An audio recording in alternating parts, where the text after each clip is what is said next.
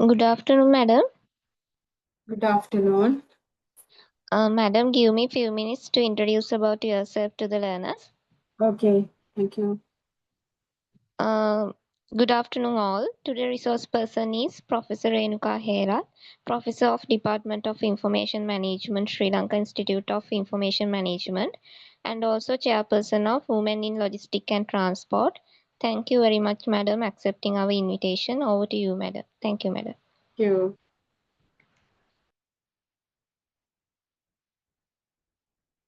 Right, let me share the screen, please.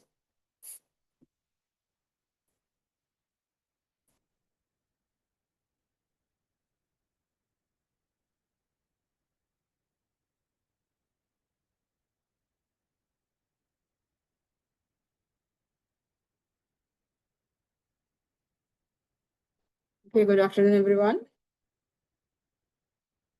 Good afternoon. Good afternoon. Good afternoon. Hope you'll be very cooperative, right? Just don't be very silent, cameras are switched off, mics are switched off, and then I shouldn't be the only one who's speaking here.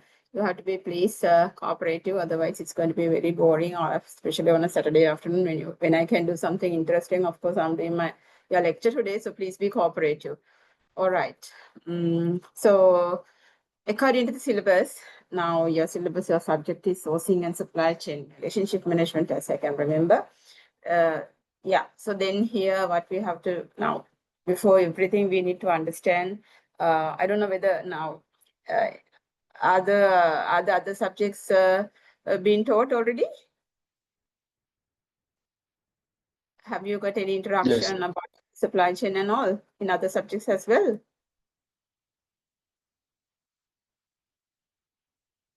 Yes, we have, Miss. We had Okay. some introductory lessons, madam. Yeah, so they were on basically sourcing or supply chain management, or how sourcing can be linked with supply chain management. Those things were covered, were they? No. Just a brief introduction. About? Supply chain management. Okay, right. All right. So I will also now in my Yeah, yeah. still we are doing about public procurement. Okay, right. So there you were given an introduction on supply chain management, right? Yeah, pre-academic sessions. In pre-academic sessions. Okay, right. All right. Let me see. If anything is going to be duplicated, let me know so that I can skip, because I don't know because different people approaches are different. Yeah. So I have also like included a bit about supply chain at the very beginning, because we first of all we have to understand now sourcing is part of supply chain management. I think you may already know. If you look at the function of supply chain management, sourcing now, which is sourcing and public procurement, which is your degree is about, that is actually one function in the broader domain of supply chain management. So when you're going to understand sourcing, you definitely have to understand where it is coming from, where it is linked to, right? So therefore, in the syllabus of our subject as well, we have included a bit about introduction to supply chain management and everything. So that's why this lesson is. Let's anyway carry on. If you feel like that things are duplicating, please let me know so then I can, because anyway it's a quite a bigger lesson. So we have enough content to cover, even if you skip certain things, right? So these are the learning outcomes that all the basically the contents of the lesson. Identify what is supply chain and supply chain management, you may already know. And there are many different terms that we're using in supply chain management, right? Majority of us sometimes they have actually misunderstood them. They have the way that they have understood what they are is actually not correct. So we are therefore going to now, once you have concluded a degree related to supply chain management, especially when it is a master degree, if you haven't got these terms correct and the differences between them, it's quite a shame, right? So therefore, we will go through those basic terms and actually what their differences as well. So let me see whether you know them, then I can skip them. And why it is very important, why we have to study supply chain management, or why this function in business organization is going to be that important. And then understand the objectives of a supply chain function. So why we have to have that function in our business organization, and what are the objectives that we have. or in return, what you will actually get into your organizations when you have a proper supply chain management strategy. And then we are coming to gradually to understand the link between supply chain and sourcing, right? Where sourcing is going to fit in the broader domain of supply chain. And then basically the very brief overview of what is the role of supply chain, what is the role of sourcing. And then again, strategic alignment of supply chain and corporate strategy as well. So this is basically the plan for today. So let's see how far we can go. And also, whenever things are getting duplicated, let me please know. Otherwise, I really do not know whether you have been covered them or not, right? I will be keep on explaining if you didn't tell me if these contents have been covered or not. Right. So then you may already know what is a supply chain, but this is my way of explaining that.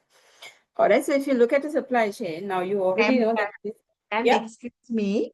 Actually, we have not got this PowerPoint presentation. Yeah. You will get Could it. you please drop into a chat box? Hmm. 1 second.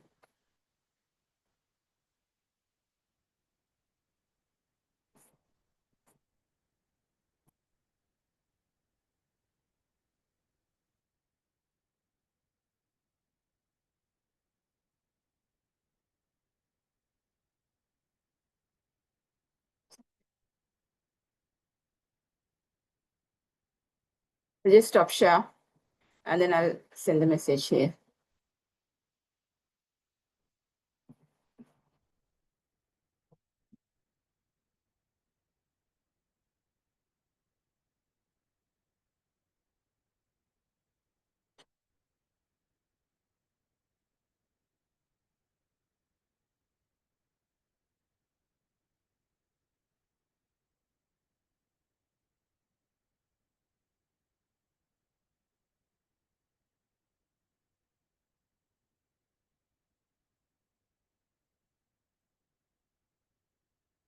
All right.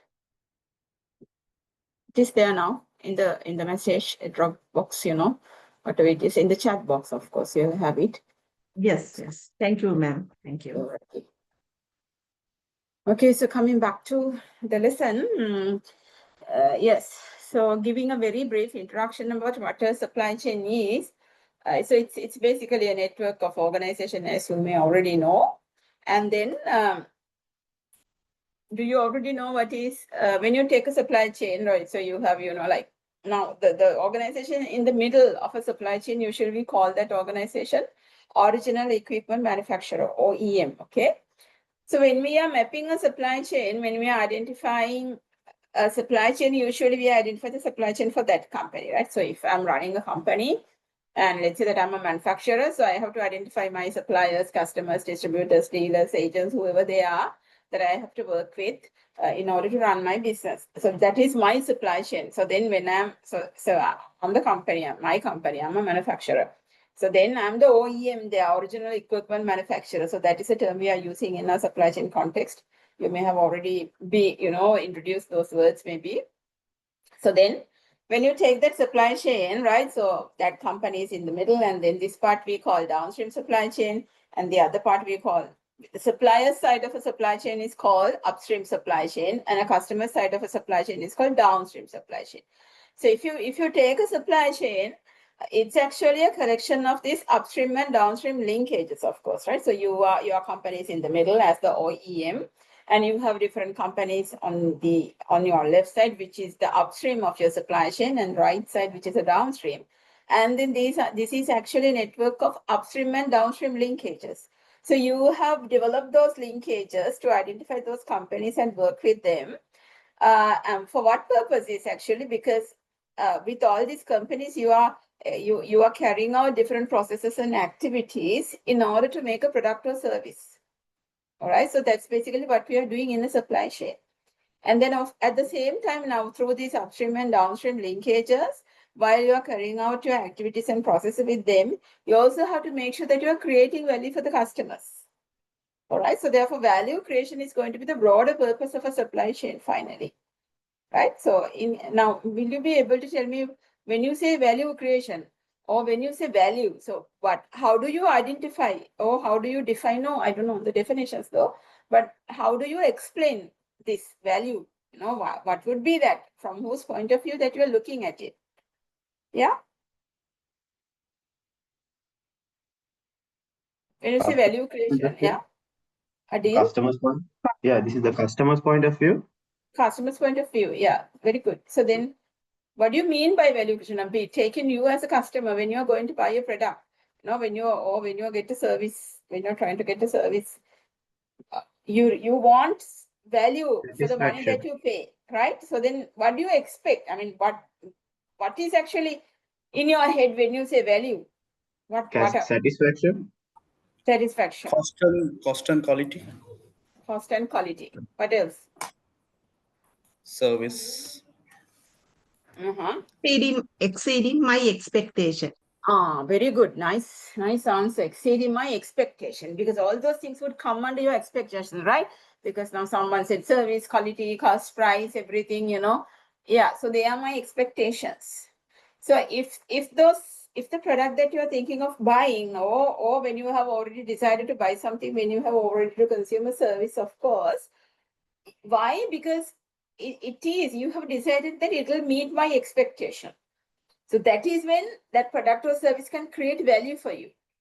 All right. So then now, before you are planning a supply chain, therefore, what you first got to do, go to the market, understand the customer expectation, then decide what is the value that I have to create, and again come back and design your supply chain strategy in a way that it creates the value the customers want. So therefore, the prime purpose of a supply chain is to create value for the final customers. Okay, so you are designing a supply chain strategy to deliver that. It's not, otherwise it's not just a, whatever that you can do, and then you are trying to give whatever possible. So that's not the case. That shouldn't be. It shouldn't be happen that way. It shouldn't happen that way. You first have to understand their expectations, and that is the value that you have to create and design your supply chain. Right? When you say designing a supply chain, of course, you have to identify the right people, right companies, which you have to work with. And then that's how you are going to create the value the customers want. And basically, so that is a supply chain. That's what we are doing in a supply chain. And then when you say supply chain management, of course, now looking at a supply chain, you can see now, it is also one of the business functions in any business organization. Now, what are the other business functions that you can see apart from supply chain management?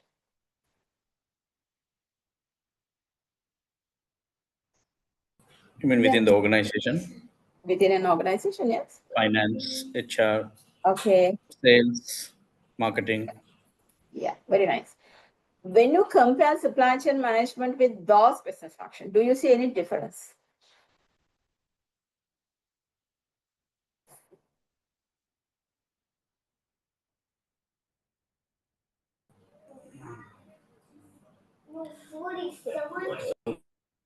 Supply chain is Supply chain, is it? no, it's the point of origin or to bring. Definitions for that. Just try to see the difference between those functions and supply chain function. Yeah, go ahead. Stakeholder. Yes, Karini? Involving with external stakeholders during the supply chain management. Okay, yeah. Very nice, yes. And then the other functions? Yes, Tarini, you're on the correct path, correct direction. Keep on explaining. Yeah, Supply chain management basically for good and services. The other services like finance and those things for internal and only one-to-one service, maybe inside the Okay. organization. Inside the organization, yes, very nice. Okay, of course. So the main difference that you see with the, when you look at those HR, finance, marketing and everything, that is only for your organization, right? Supply chain is also your organization supply chain function, but it is very challenging because you wouldn't be planning supply chain function without having the right connection, right network, right relationship with the other organization. So therefore, that's the challenge. Okay, so that's therefore when other functions are going to be quite internally oriented, internal functions where you have more control over that, right? Whereas in supply chain management, you are trying to control it the way that you want, but it's very hard because it's a network of organizations that are working together. All right, so that's the main difference. Therefore, managing a supply chain is quite difficult and different.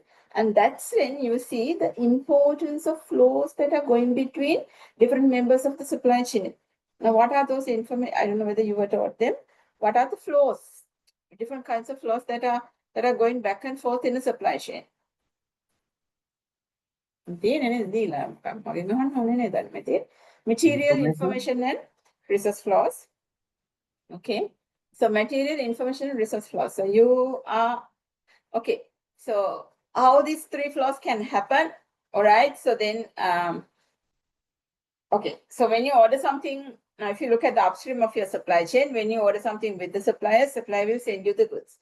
So order information. Now when that information goes to the supplier, so that's the information flow.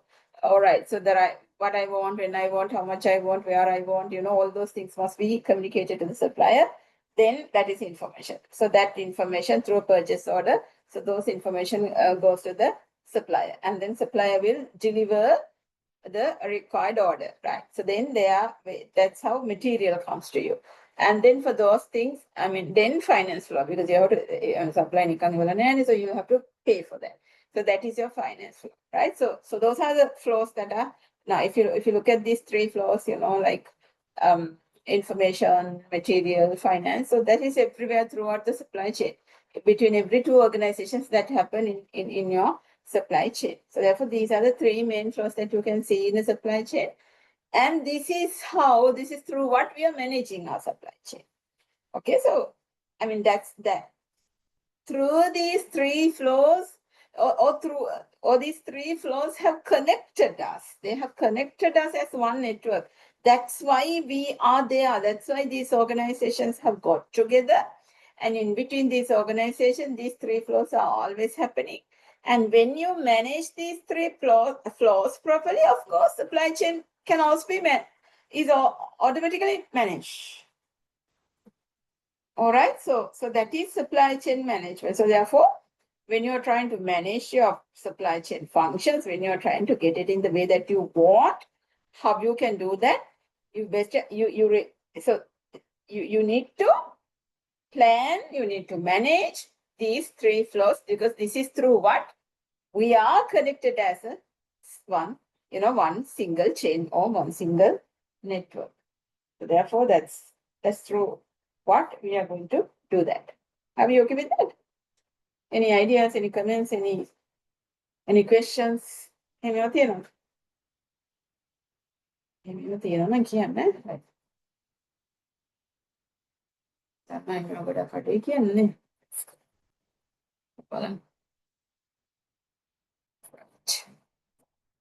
Alright, මේක එක නැගිලා තියෙන එක එකේවා. මේ ඔක්කොම එක ජාතියේ වල. මම හොඳේ නිකන් දෙන්න ඕනේ හින්දා දුන්නා, but if you want to just read them and try to understand them if supply chain function, when you say supply chain management, that is supply chain management. If different people can give different definitions, it doesn't mean that they are different from one to another. The way that they have interpreted is the different. Otherwise, supply chain is supply chain management. It doesn't matter who is going to define it. You also can have your own definition, but it's the same thing. It's the same function. Okay. So therefore, I have also given some quite well-known definitions, but it is basically the same idea in different words. Can I ask you a general question? Just because I'm not convinced with the difference between the supply chain and the other function of the organization. So what I understood, the supply chain mean they involve with internal and external upstream or downstream stakeholders with the material and information and resource flows. Whereas if you take sales functions also, they are involved with internal and external stakeholders. Their decision making being taken considering the market influential factors as well.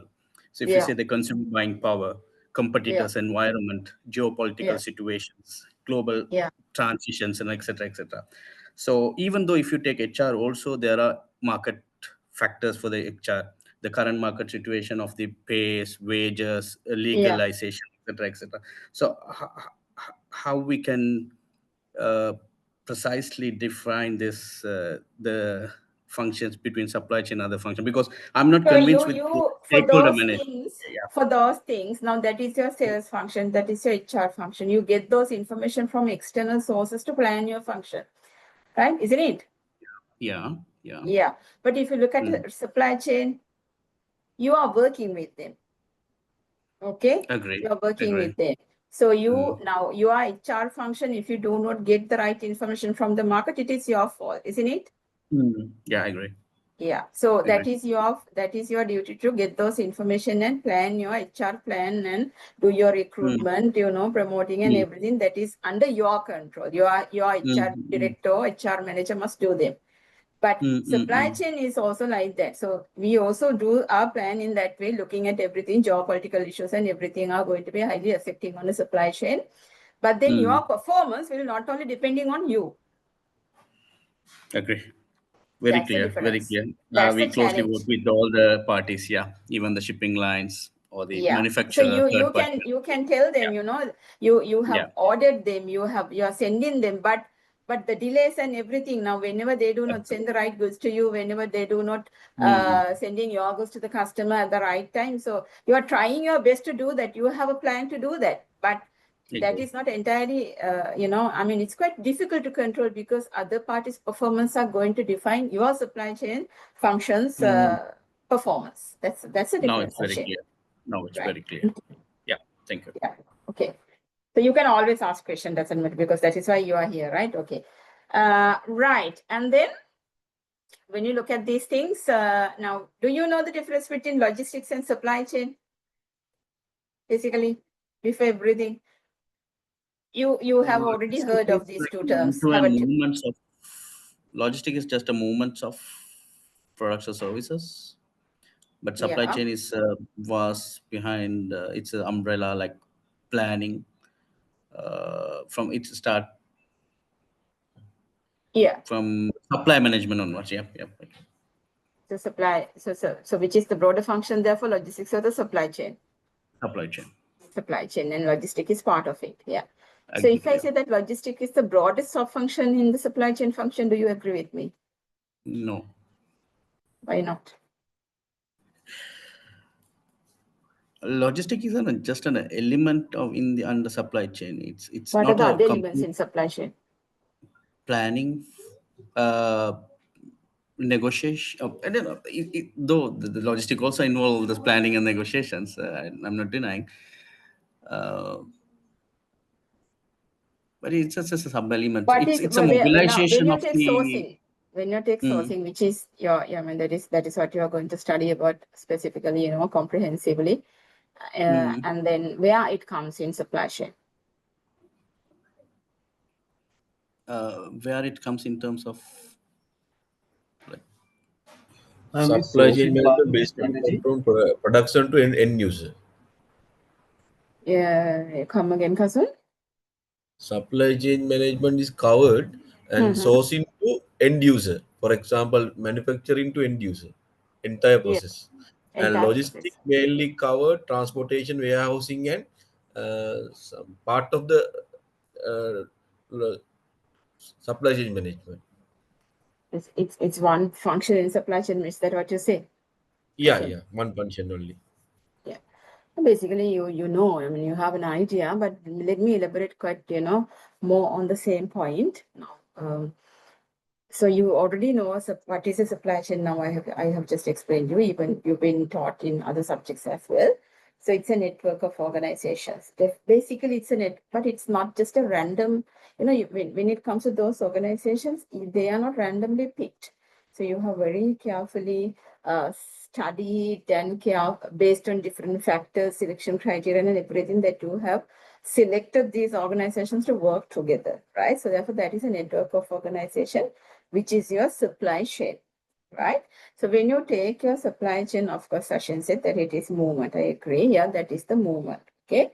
So then without a supply chain, you cannot have your movement. So therefore, logistic function is to ensure the right movement. All right. So right movement. Because when you say right movement, now of course, when we are ordering something from the supplier, so I mean, I know to whom to place my order because I have identified my supplier. Otherwise, I don't know. I have identified my supplier or suppliers, right? I have identified my markets. I have identified my dealers, distributors, 3PL providers, whoever they are. Now my supply chain is clear. So therefore, definitely the movements are happening between the members, between these companies in my supply chain. So therefore, without the supply chain, which is the network architecture of the configuration, without that, you cannot do any logistics. So therefore, logistic is the, in very simple words, it is to ensure the right movement in our supply chain. Okay, so you're basically moving your inventory, nothing else. Okay, you're moving your inventory. Now, if it is a service organization, you're moving actually the equipment that you want to move that you want to offer the service, and also you're moving people, right? Because if you go, I mean, difference between a manufacturing and a service organization would be, now the customers are going to the organization to buy products in a manufacturing. They are not going to the factory, but supermarkets or whatever they are, you go there and buy them, right? Sorry, they are coming to you, of course, but for the service, right, they are coming to you in the sense they are not coming to the doorstep, but they are, I mean, you are not going to that premises to buy them, but they are supermarkets or groceries or wherever they are. You can even order them online. But for you to get the service, you need to go to that particular place, right? Why? Because it is highly embedded with the equipment, physical resources, physical evidence of that particular organization, and people are also there, right? Which is highly people bound. So that's the difference usually when it comes to manufacturing and service. So if you look at it from a supply chain point of view, now when products are coming to the customer, services, of course, for us to get the service, you need to go to that particular place, right?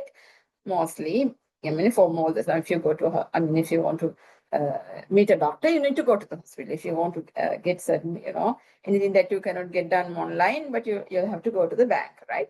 And then restaurants. So you need to go there to get the service. But if it is a product, you are not going, I mean, we are trying our best. They are trying our best to bring those products to the markets where customers are.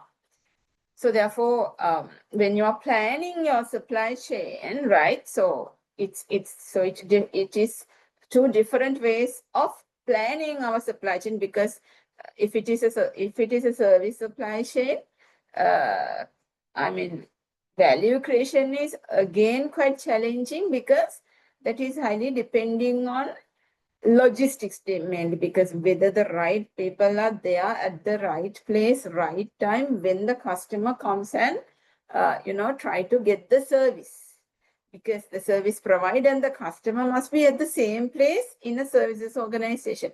So that's different way of managing a supply chain. That is basically, if you can see, I mean, you can see that information, based on the information that you are moving here and there, that is through what we ensure that, now even if you take an appointment from a hospital, you can see usually doctors are not there on time.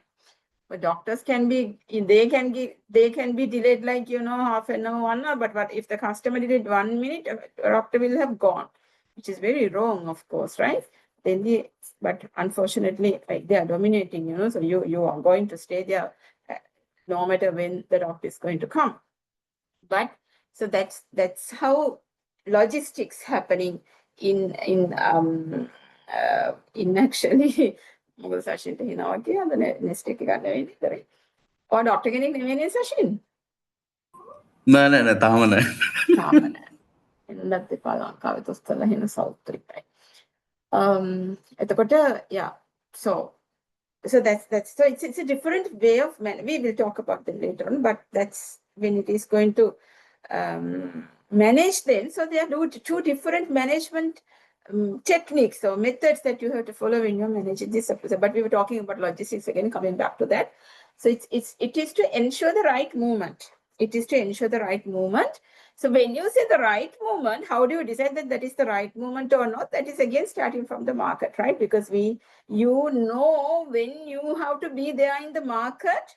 I think you already have maybe learned about, 7 R's of logistics, right? Right time, right product, starting from right product, right quantity, right quality, right time, right place, right cost, right customer. Okay, so all these rights should be ensured for you to call it a right movement. Everything, now you can say all these rights are actually stemming from, coming from, originating from the market, right? What they want, when they want, how much they want, where they want, what is the price that they are ready to pay. All these things would be those decisions would be depending on the market. Market is a collection of your customers, right? So that's how you ensure the right movement. So that is called logistics. The right movement, therefore, is happening in your supply chain. So that's why, logistic is going to be a part of supply. One sub-function in supply chain. And then transportation is actually, now here you can see logistic is not actually transportation. Some people might think logistic and transportation, they are the same. No, once logistic function is completed, that's when transport happens. Do you agree with me? Because transportation is actually the planning function. Logistic is to plan your movement. Once the movements are planned and decided, then you need transportation to bring them there. Now I have sent all this information to my supplier, right? This is what I want, when I want, how much I want, these are the specifications of the product, negotiations are happening, prices are decided, and then now my supplier, let's say in China, now everything is done, decisions are made, logistic related information have been flown, like back and forth, logistic decision is made. All right, that's when I need transportation. Okay, so then my supply in China maybe, must have loaded them, into the vessels, and then that's when I am using sea freight as my transportation mode to bring them here. That is transportation. So transportation, therefore, is the result of the logistic function. Okay, once logistic function is completed, then only transportation can take place, because it is the result of the planning function. So therefore, logistic is, that's what it says, to ensure the right movement. We are ensuring that we are planning the right movement. For that, we need the movement related information. That's why logistic is bigger than transportation. With bigger than transportation, because it includes logistic related information. That components makes logistic function bigger than transportation. All right. So therefore, transportation is part of logistic. Logistic is part of supply chain. All right. Are you okay with that? Yes. Right. So then, if you look at behind every product, service, or event, have you heard of event logistics, service logistics, business logistics? Now there are 4 domains. Sourcing, procurement, you need to know the bigger picture as well. When you're doing your sourcing, if you really do not know where it is going to be fitting, then of course you are not making the right sourcing decisions as well. So when it comes to logistics, so you have 4 different branches of logistics: service, business, event, and then what is the other one? Event logistics, service logistics, and military logistics. Okay.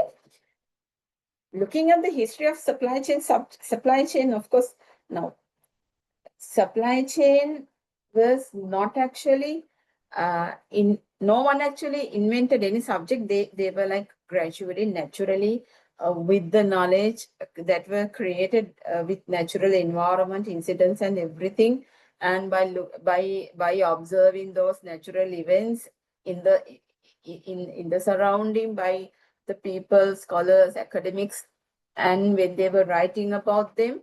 So little by little, when all these, knowledge were gathered together, So that's how all the subjects have been developed. Otherwise, there weren't any groups that were purposely, sitting together. Okay, today is our meeting to, to create this subject, and not because no subjects evolved or emanated like that. They were like just, naturally happened, and then that's why they've been taken so many centuries of years. So for certain subjects to be identified as a different particular set of knowledge, a collection of knowledge, domain of knowledge.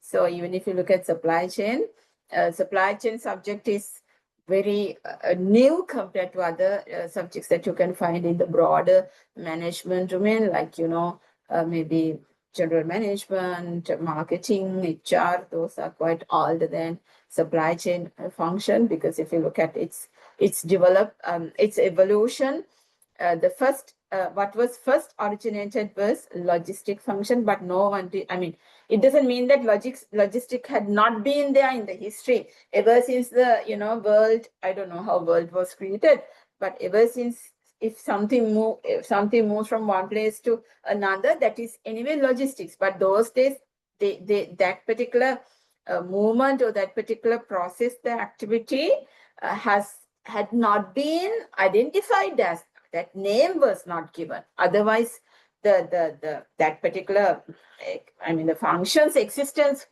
had been there, right? Otherwise, no person, any business activity or anything cannot be done without moving one place from this place to another. So those things have been there ever since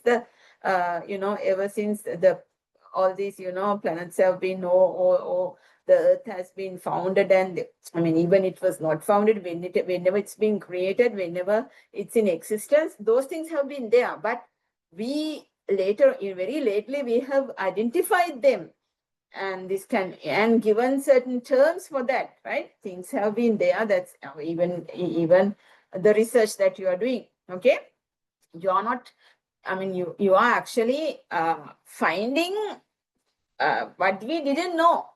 They have been there in the reality, in the natural world. They are there, but we don't know that they are there. So you go and find them. That's what we do. So then once you found something, you give a name for that. So all the subjects are also like that. So if you look at supply chain, so logistic function, logistic was what we got to know first. Okay.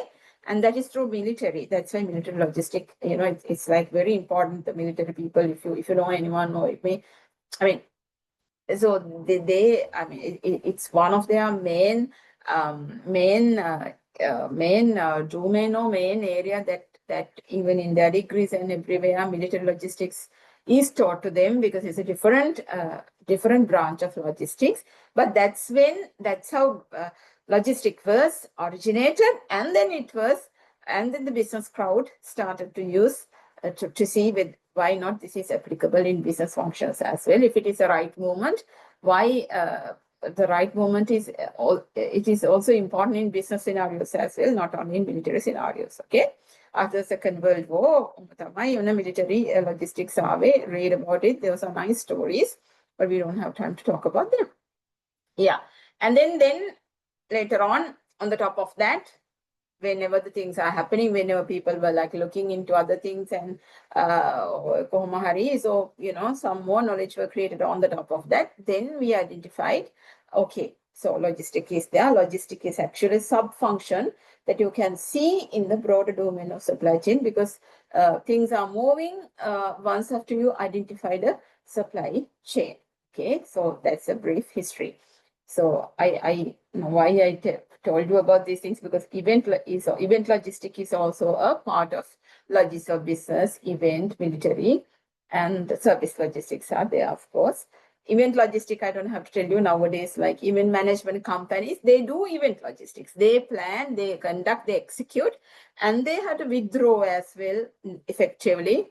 So that part of logistic is called event logistics. So none of them would happen if we don't have a logistics supply chain behind them, because we saw it during the COVID, how it was like, because that was a time where no movements happened, no logistic function was actually happening. Why? Because people were, in their homes, lockdowns, no raw material movements, right? The companies, organizations were able to survive till the inventory finish. The inventory that they had by the time COVID came. I mean, till they could use and finish existing inventory, they could run the business, and after that, the inventories were not replenished because things were not moving. All right. So then we actually saw how important these logistics supply chain functions in our day-to-day lives, in humankind's life. So we have real experience to understand that. Okay, right. So if you look at this thing now, I think we already know what is transportation, right? And then if you look at this link, I think you can understand now the very basic function is transport and then logistics. If you look at this difference, now here you have transport and logistic is bigger than transport. What could be this difference maybe? As I told you earlier as well. Information, okay? Because I told you logistic is to plan your movement. And the actual implementation of that plan is happening with transportation. And then you will see supply chain. So logistic is a function of supply chain. And can anyone understand why value chain is on the top of everything? Purpose. Hmm? It's because of the purpose. What is the purpose?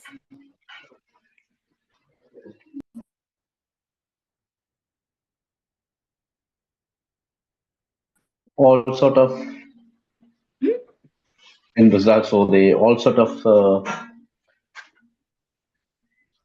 objectives related. Yeah, so why it is appearing in this picture, in this diagram? So this is the most outer layer of this thing: transport, logistics, and then logistic is here because logistic is here. Why? Because it's a part of supply chain. And now value chain becomes the most, the broadest broadest chain, because every other components of it are in it. Of course, if you look at it, supply chain is also inside value chain, and then logistics and transport. So value chain becomes the most broadest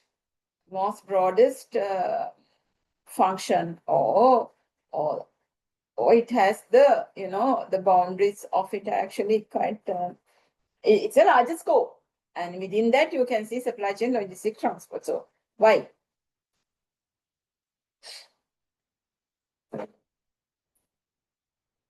Yeah, how value is created. You can remember the first explanation. I mean, when I was explaining what is a supply chain, I told you that broad now fashion. So said the main purpose of a supply chain is to create value. Okay, so then how do we create value? Satisfying the customers. That is how you identify value. Or how do you create value? Creating expectations. We are trying to meet the Differentiation, expectations. by differentiation, diversification, and competitive edge. Sorry, Situ, can you please repeat? We can create values within the supply chain by differentiation, diversification, and using competitive edge options. Okay, right. All right. Any other answer? Comply of specification or any other related requirements.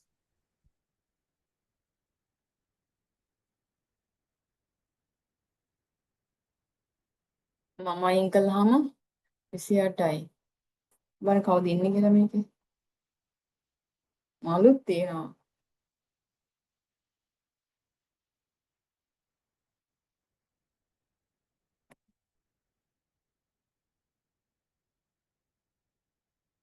අරව ගන්නේ නේද? කවුද ඉන්නවද කියලා මම ඔක්කොම නිකන් අර circus එකක අර හොල්මන් ගහවා වගේ ඔක්කොම කළු පාටයිනේ. Right. Others please. ඉන්නවනේ දෙයනේ නේද? ඉන්නේ හොගාලා කියන්න බලන්න. නම කියලා අහන්න කලින් කියමුද බලන්න. එතකොට නම කියලා අහන්න. Providing a customer satisfaction. කවුද එහෙම කිව්වේ? Satisfaction. Who was it? Kasun. Kasun හැම වෙලෙම කියන කෙනානේ අනිත් අයත් ඉන්නේ මෙතන. කතා කරන බන්නේ others now I have heard Situ's voice. Situ කිව්වනේ සිතු කතා කරද යා. දිනේෂ් කසුන් ඉන්නේ. Sharangi Adil also. Lasanta, what do you think?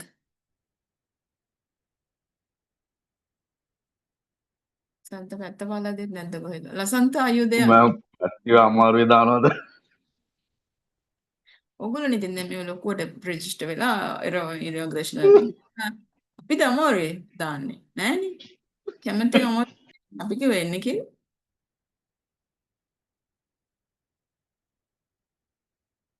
මේ සෙනසුරාදා දවස් දෙයිනේ කියලා මේ වැස්සේ පොරවගෙන නිදා ගන්න නැතුව නැද්දානේ. ඕකේ. හරි නේද? දැන් ඔක්කොමත් එහෙම තමයි. නේද? ඊට පස්සේ මගේ ප්‍රශ්නත් මගෙන් උත්තරත් මගෙන් කියන තැනට අන්තිමේදීපත් වෙනවානේ. ළමයි දැන් හිතන්න supply chain එකේ if you look at supply chain now in my explanation I told you whatever that we do in our supply chain now purpose of our supply chain is to create value. Okay, now you are studying the market, identifying the customer expectations, and then you are designing your activities in a way that you can create value. So that's why value chain is on the top of supply chain. Everything that you are doing in your supply chain.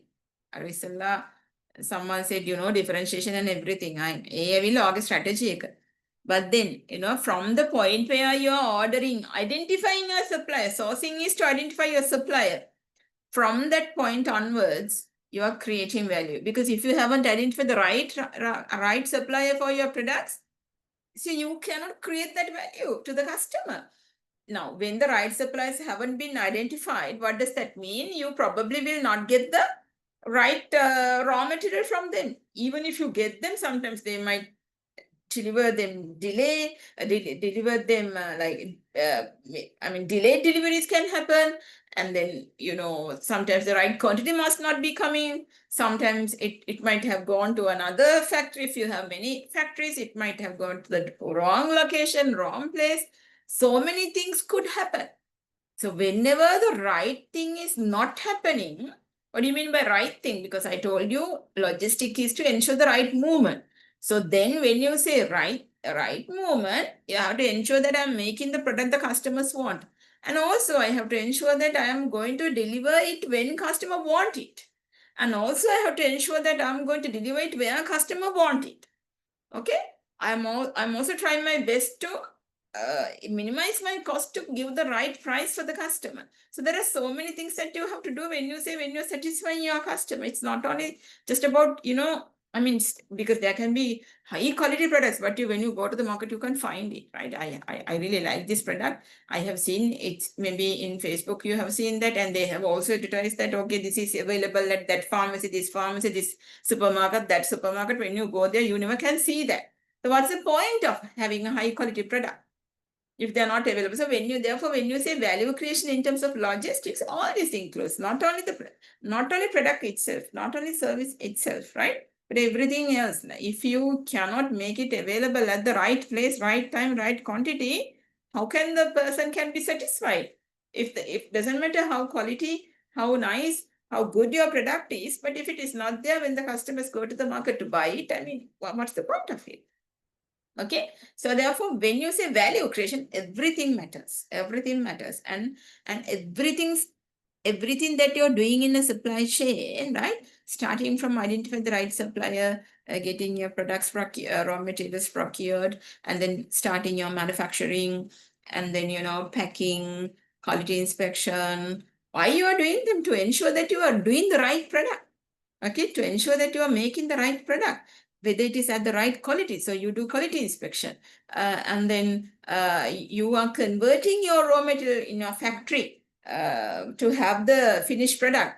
Every process in your factory is contributing to value creation, because every process you have identified all those processes to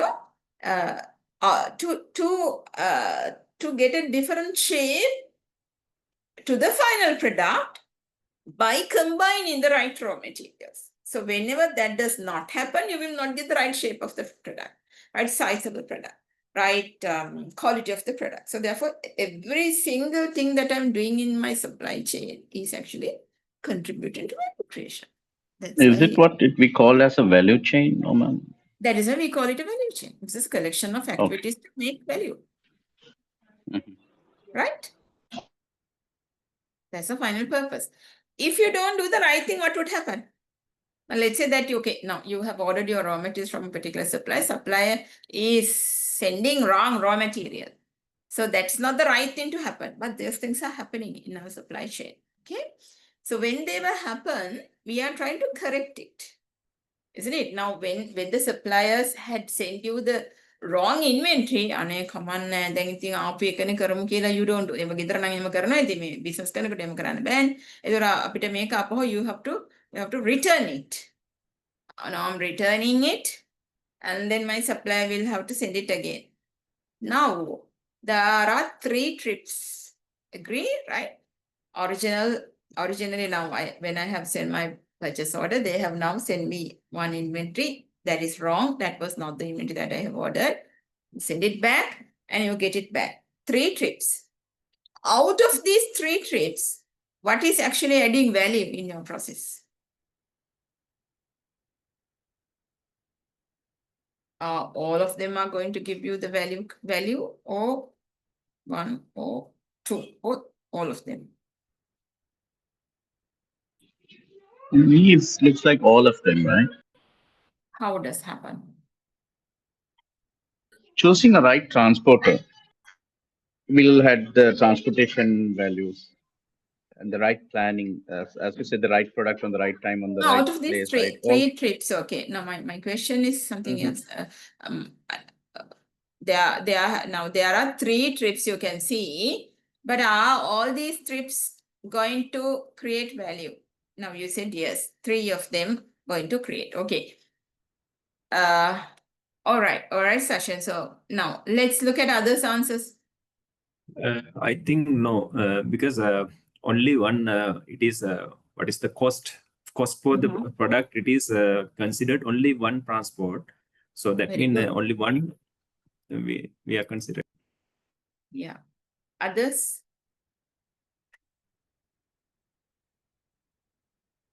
It's only Others? last one. කවුද ඒක කිව්වේ කියන්න බලන්න කවුද ඒක කිව්වේ ලසන්ත නේද? ලසන්ත ඔය ඉස්සෙල්ලා හිටියද? මම ඔයාට යම කතා කරාද නැද්ද? ඔව් නේද? මට අන්මියුට් කරගන්න බැරි වුණා. අයියෝ ඔයා ඒක අන්මියුට් කරන්න දන්නෙත් නැද්ද නේ? දැන් නෑ දන්නවා. මැඩම් නෑ. Hari, Lasant, very good, yeah. Because usually, now if you look at these trips, Hari, then if the supplier send the right goods at the right time, at the first time, what would happen? What can happen? What could happen? Will you have other 2 trips? No. No, right. එහෙනම්, only 1 trip of them is adding value. Others are adding what? Adding Plus cost. maybe cost, yeah. Cost. Why? Because you could not do it. We actually call it right first time quality. When I was doing it for the first time, I could not do it right. Therefore, for me to get now when I haven't done the right thing at the first time chance, when I have missed it, I am trying to do it another, few more times to get it right. So out of these three, now in this example, only the last trip is adding value because that is when I get the right products. So that's the only trip that gives the right raw material to me. Other two trips were done in order to correct my mistake. Okay, so that is called right first time quality. That's why you need to be very careful that you are doing the right thing in your supply chain. Whenever you do the right activity, right process in your supply chain, that will only add value. All other things that you are doing to correct your mistakes, rectify your mistakes, and everything will add only cost. So if you are higher the number of time that you are missing right first time chance, higher the cost that you are adding. Okay? Does it make any sense? It is compromising profit, isn't it, madam? Yes, because then, of course, because although now you never going to absorb that cost to you, you will absorb that cost also into the product. And then your price, since the cost of manufacturing had been high, because you haven't been able to reduce the cost by eliminating waste, because there had been many non-value adding activities. I don't know whether you know about lean practice. Lean, it says non-value adding activities, because anything that we are creating, if they are not adding value, they are identified as non-value added activities in lean, which is called waste. So when many kinds of waste are there in your total process, that is just adding cost. Okay, so when you're calculating your manufacturing cost of manufacturing, your wastages are also included. So therefore, your cost of manufacturing will be higher. And anyway, you are trying to sell your product at a price with a margin. So on the top of the high cost, now you are adding a margin as well. So your the prices of your product would be quite high there. That is where you're losing your competitive advantage as well. Or otherwise, you have to sell them at a loss. If you look at the other competitive products pricing, if with the cost and unnecessary cost and everything, if your price has come up, you may not be able to sell. I mean, although you want to cover that cost, you wouldn't be able to survive in the market, because if you look at other competitive going rate pricing, if they're lower than that, you cannot sell it at your own price after figuring out cost and everything. So then that loss should be absorbed to you. Or otherwise, it has to be passed to the customer. දෙකම අපිට අවාසි. ඉතින් ඒ නිසා අපි supply chain එකකදී we are trying our best to do the right thing. Do the right first time quality එක තමයි meet කරන්න ඕන, which will add value. Every other thing that now even in your factory, whenever you are finding defects, defects, right? defect එකක් හම්බෙච්ච ගමන් ඔයා ඒක හරි ගස්සනවනේ. ඉතින් හරි ගස්සන්න ඕන තමයි. හරි ගස්සපු තැන විතරයි value හම්බ වෙන්නේ. අනිත් තැන් වල ඔක්කොම cost එකක් ඒක, because for the right first time chance had been missed. Now the second time, third time, fourth time. As many as times you do that, as much as a non-value adding activity cost or activities that you are creating, that you are adding. Right, so that's why you can see value chain is on the top of supply chain. All right, looking at these three flows again, information product. I mentioned them at the very beginning. Out of these three flows now, I haven't drawn a complete supply chain here, but extreme two ends, okay, starting from supplier, and then finally it goes to the customer, right? So manufacturers, suppliers, dealers, distributors, agents, right? Movement, it happens through, from this end to the other end of your supply chain, information, product, service, and they are going back and forth both ways. Out of these three flows, which flow or what flows? Ground flow, first flow, second flow, may flow selling, right? Funds, product or service material, information. Out of these flows, what are the, are they equally going to be important? දෙකක් හොඳයිද? එකක් හොඳයිද? ඔක්කොම එක වගේ important the? What is your idea?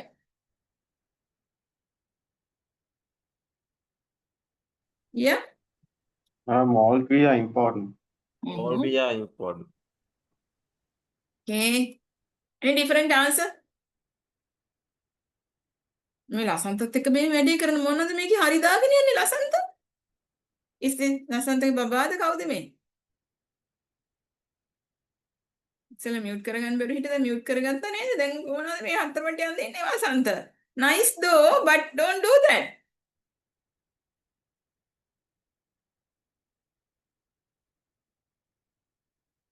I'm sorry, madam. I'll get that. It's not I'm doing, madam. I'm joining with my phone. I'll check that one. Sorry, madam. Yes, yes. නෑ ඒතර මම බලනවා කවුද මේකට හරි දැම්මේ කියලා මොනවද වැරදි කියලා නේද? ලස්සනයි හැබැයි හරි it's going to be එකයි ලස්සනයි but don't do that. Okay. Yeah, so I answer for my question please. I think it is information. The information is most important than the other. Please, එකව දෙක කිව්වේ. Who gave that answer? All are important. Fund is the info. Which But one is fund is the most important thing. which one is the important please? Funding the Information. information. Yeah, it says information. Situ says information. Some other people said all three are equally important. Any other answers from the class? Are there any other two flows that are important than the other? I think funds is important. Funds. Okay. Yeah. All three are important, madam, but case by case. ඔන්න ඉතින් දුන්න අර මේ ඒකත් එයත් හොඳයි එයා ලස්සනයි මූණ හොඳයි ඇඟ කැතයි වගේ එකක් දුන්න කසුන් නේද කසුන් ලංකාවේ මිනිස්සු ඔහොමමයි කෙලින් උත්තරයක් දෙන්නේ නේද එයාත් ලස්සනයි මෙයාත් ලස්සනයි වගේ එකක් කිව්වේ හරි yes එහෙම නැතු කෙලින් කියන්න කසුන් දැන් මොන කතා කරන්න බැරි කට්ටියක් ඉන්නනේ පන්ති ඒගොල්ලෝ දානවා මැසේජ් මට දාන්න එපා මැසේජ් මම ඕව ගන්නෑ කතා කරන්න බැරිද Information Because this is a chain. okay now the people who said information what is the reason Based on that, the information, the decision will be taken, the product and funds. yeah very good Siad yes Starting Elaman. with information. Yes, that is true what you are making the decision. All right. Now, how funds going to be important because funds, I mean, everything is important, but whenever information flow goes wrong, the product that you will get wrong, the amount that you will pay also wrong, or you will receive also wrong. Okay. So therefore, because the reason is because this is a network and the only way that y'all can keep connected is information. මගේ supply ඉන්නේ චීනේ මං ඉන්නේ මෙහෙ. අපි ලණුවක් දාගෙන ඉන්නේ දැන් අර හේ කොනක් දාගෙන මෙහෙ කොනක් දාගෙන අපි එහෙම දෙන්නේ. Is that how we've got connected? No, this is through information. You have your own information technology. You know that you have identified your information technology strategy, IS strategy to connect through what actually I'm going to, I mean, how is it through I don't know, like EDI or API or how actually we have got connected to each other, how I'm sending that information, what I want, when I want, how much price and everything. There should be a way of like sending that information to my supplier and then, you know, these two-way communication should happen and decide on something and that's when product flow would happen. And after that you pay for that, okay? Therefore, whenever this goes wrong, you are not getting the right product, you are not paying the right amount, you are not receiving the right amount, you are not receiving the right product, you are not sending right product. Look at the supply chain, both it can happen. You know, sometimes you are receiving and sometimes you are sending in. So none of them would go right whenever this is wrong. So therefore, this is critical. This is critical. You have to make sure that this is right. Then automatically other two flaws will get correct as well. Right? Do you? While we are ordering something from online, madam, that if we read wrongly, I mean, as the customer, we are receiving wrong product sometime when we are ordering Temu or some other platforms. Yeah. We have some experience. I do have some experience. Actually, I saw some in the photo and I didn't read that information deeply. So I received the wrong things. That is that means that the information is very much important. Information is very much important, of course. That is anyway, it doesn't matter whose fault is it. It is, but everything depends on information, right? So you are making the decision based on the information. And whenever you don't get the right information, you are not making the right decision. So then subsequently, whatever you receive, whatever you pay, everything is wrong because it's information flow is wrong. Very important in a supply chain. That is through what we are connected, right? Because that is what do you call it? That it's like the live wire in a supply chain. Live wire in a supply chain information, right? If that does not happen right, of course, everything else can go wrong in our supply chain. Right. Suttang example එකක් නේද, right? දැන් ඔන්න මේකේ තියෙනවා now this is illustration of a දැන් ඔන්න මේකට නම් මේ තරු ටික හරියනවද දැන් මේකේ තියෙන farm එතකොට මේ grain හදන හැටි වගේ ගන්න පුළුවන්, right? Farmer, okay, so here you have farmer. And so this is an illustration of a supply chain, a cereal supply chain. You know what is cereal? Cereal supply chain. And then there are farmers who are farming grain, who are growing grain. And then you get that to your processing facility, which is your factory. So you process it and then you're making cereal.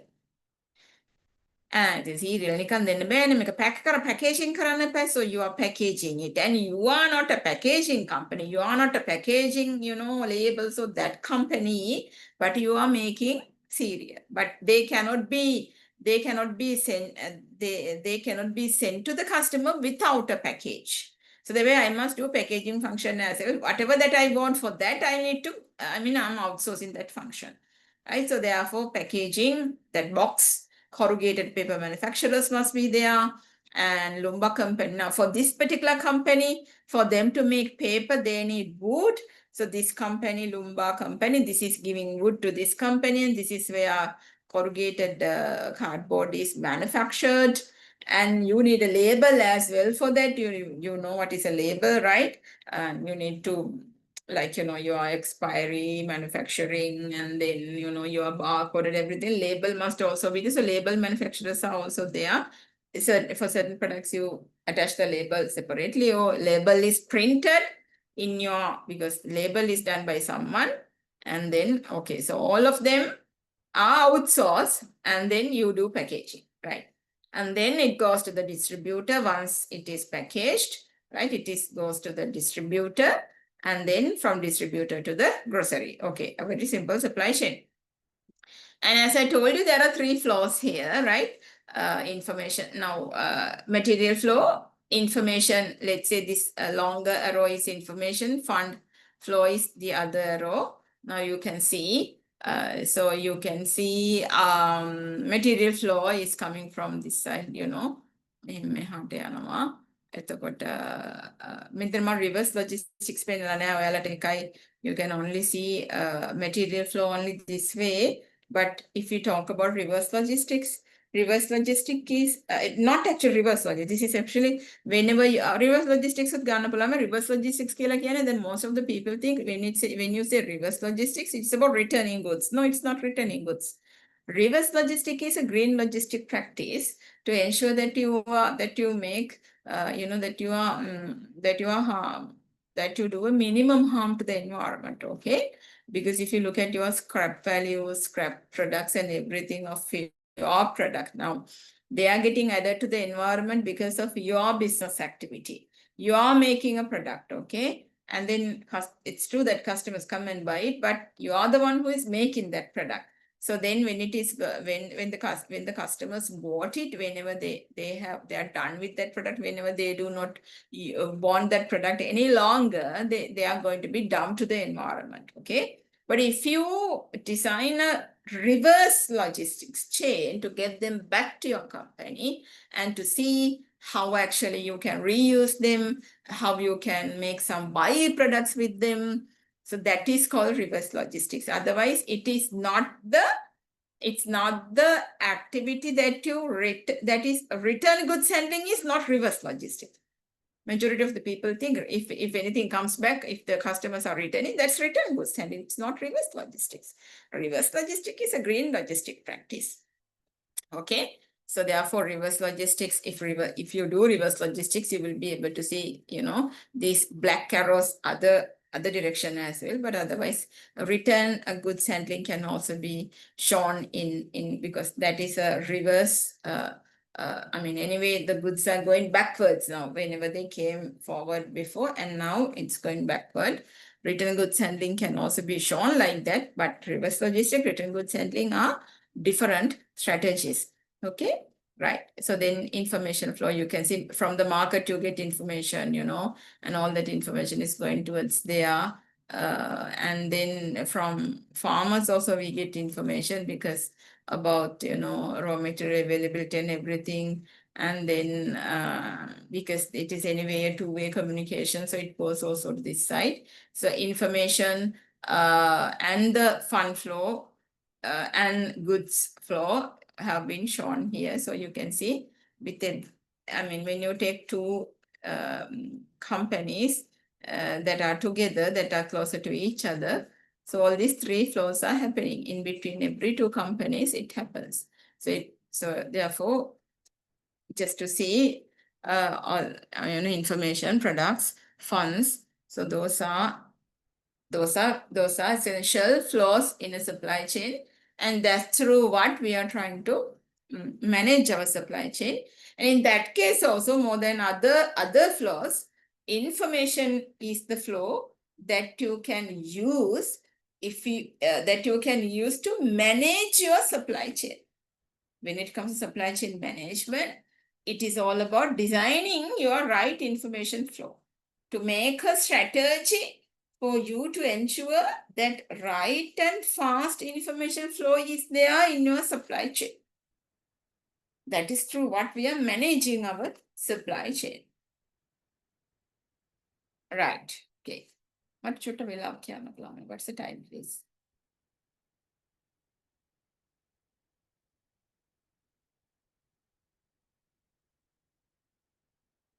Okay.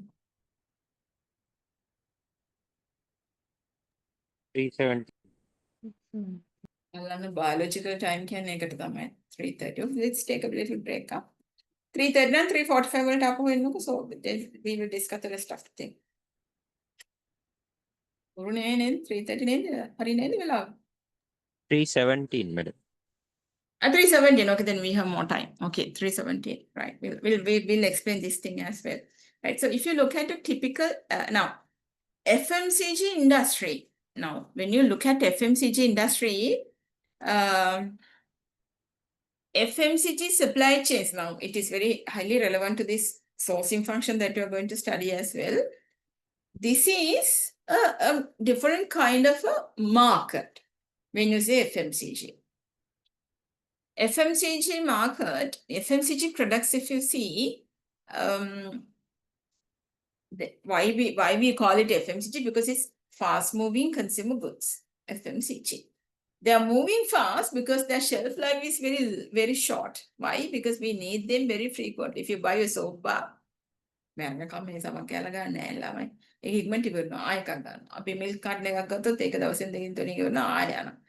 so they are fast moving goods. So customers make in demand quite frequently for those products. Therefore, manufacturers must do them beforehand and keep them with them. And then whenever there is a demand or whenever that inventory should be replenished. Now, for example, okay, now this is a supermarket. One of the supermarket shopper consume shop consume right? Okay, so this is the shopper, this is the consumer, that's what I have shown here. Now when the customers come in and check out with the products, stock all right, so that goes that should go, that signal should go to the distributor's point where they have inventories with them, and the distributor will replenish that inventory here.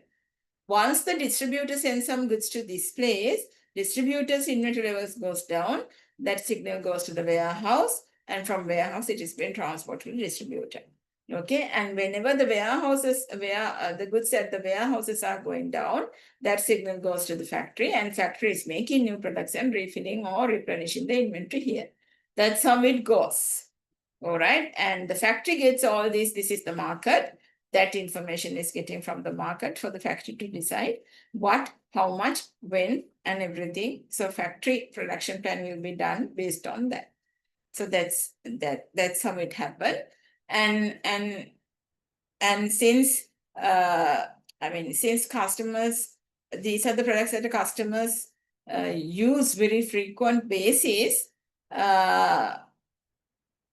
these manufacturers must manufacture them beforehand and keep them in the warehouses. So how do they do that? Because usually when I want a soap bar, I do not place an order. I just go to the supermarket and buy it. Okay. So therefore, these industries are called make-to-stock industries that are manufacturing to a demand forecast. Because if you look at FMCG industry, the nature of the demand we are making is quite stable, because now the shopping list that I bought last month, same goods that are in that list will be bought in this month, unless there can be slight changes, but basically I know what I'm buying. I know my household requirement in terms of FMCG products, and every month maybe I might buy them weekly basis, 2 weekly basis, monthly basis. So if it is monthly basis, probably every month I'm buying the same stuff, same quantity. So therefore, manufacturers can see quite stable demand, because if you look at this consumers' demand, you can see a stable pattern in the market. So based on that, I can make my forecast. And then once I have done the forecast, I finish making it and keep them in my warehouse, because I know now you will have to keep on sending these finished goods to the markets depending on their reorder. So whatever, whenever they're running out and when they order with you, so you'll have to provide them. So that's the difference, that's quite that's the specific nature of a FMCG supply chain. Is it clear?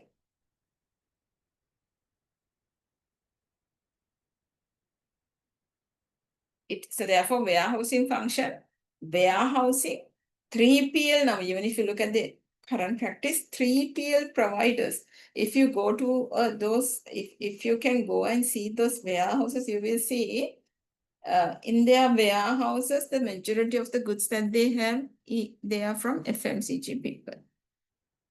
Because it's how it happened in the market. You do forecast, you manufacture the 3 months requirement and keep them in the warehouse. So you have make not to sell immediately, but to stock, right? Then and there, based on the orders you receive, you will gradually release your inventory like that. So that's how it happens. Okay. Right, so now we will take a little break and start from here, please. Okay, thank you.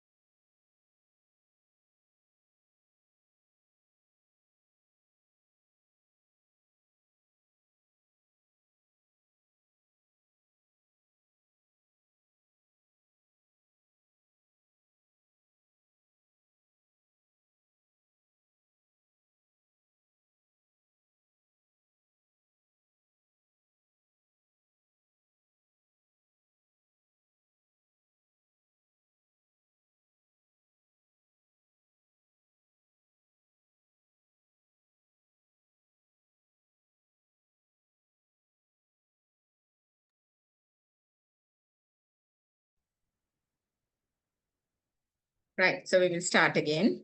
Right, so this is what we were talking about before the break.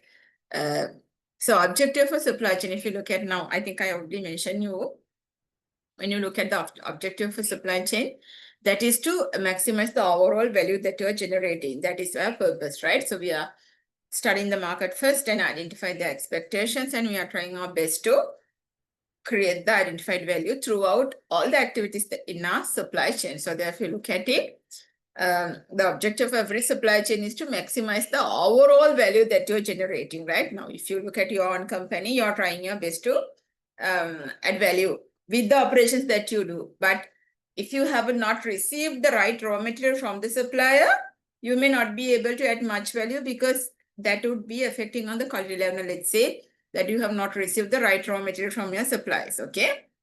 When they are not meeting the right specification, if you still go ahead with them, or if you did not notice that the supplier had reduced the quality this time, what would happen is the product, it doesn't matter how careful you are in managing your manufacturing operations, when you're carrying out those operations with not with the right raw materials, it affects on the quality of the product. So therefore, by I mean, you're being very careful in carrying out the right activities within your organization would not actually alone contribute to the value creation, but it's the contribution of everyone else of your supply chain. So that's why it says it to maximize the overall value generated, not just by a single company. When you're trying to quantify value, right? Now, if you're trying to see how much value that you have created, when you're trying to quantify that, the best possible way would be to see the cost and the price that the customers, now the cost that you have incurred throughout your supply chain, and then the price that the customers are ready to pay. Okay. So that could be how, that could be a very simple way of like quantifying your value. If you're trying to give a value, if you're trying to quantify the value that you have generated to the customer, if anything that you add on the top of the cost, when the customers are ready to pay for that, that indicates, you know, they are ready to pay that price for your product just because you have been able to fulfill, to meet their customer expectation.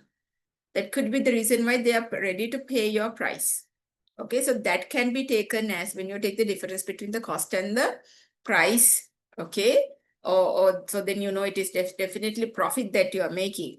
So the profit that you are making can be an indicator of the value that you have been able to generate.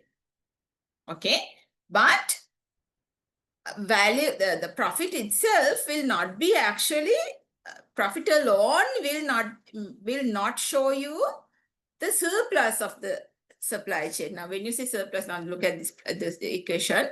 Supply chain surplus is the difference between the customer value that you are creating and the supply chain cost.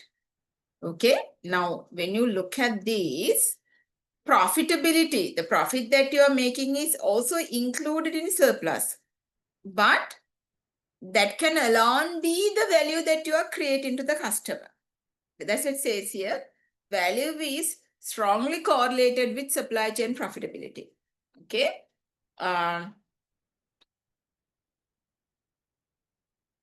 Supply chain profitability reflects the part of value that you have created. Okay. Now, for example, customer satisfaction. Now, let's say customer is very satisfied with the availability of your product. Right now, whenever I go to the, let's see, this is a market that you can, that is a product that you can buy from supermarket. So whenever I'm going to the supermarket, these products have always been available. Your preferred brand, you like this, this is what you usually use. So this has been always available whenever I go there to buy it. This product has never gone unavailable at the time that I wanted to buy it.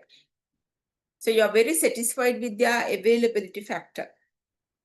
But that satisfaction, that part of that aspect of the value manufacturer had been able to develop is or generate is not included in the profit that they have made. Okay. right? Still, I'm very happy. One of my expectation, on-time availability. Whenever I go there, the availability of the product. So when that's been satisfied, that's one of that's one part of my expectation as a customer. Okay, so that is now the satisfaction that I have with the availability. That aspect of the value creation is not reflected in the product, in the profit that the company is making. So that's why supplier surplus can always not be the profitability alone. It can be many more value that you are creating. That's why it says here value is strongly correlated with supply chain profitability. Supply chain profitability partly represents the value that you have created, but it is profitability is not representing every kind of value, every other aspect of the value creation that you have done for the customer. Is it clear, everyone?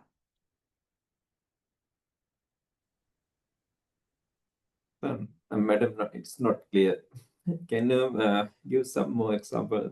It is. Yeah. It is not clear, madam. I You could didn't not get it understand. the point. Okay. Anyone who could understand it?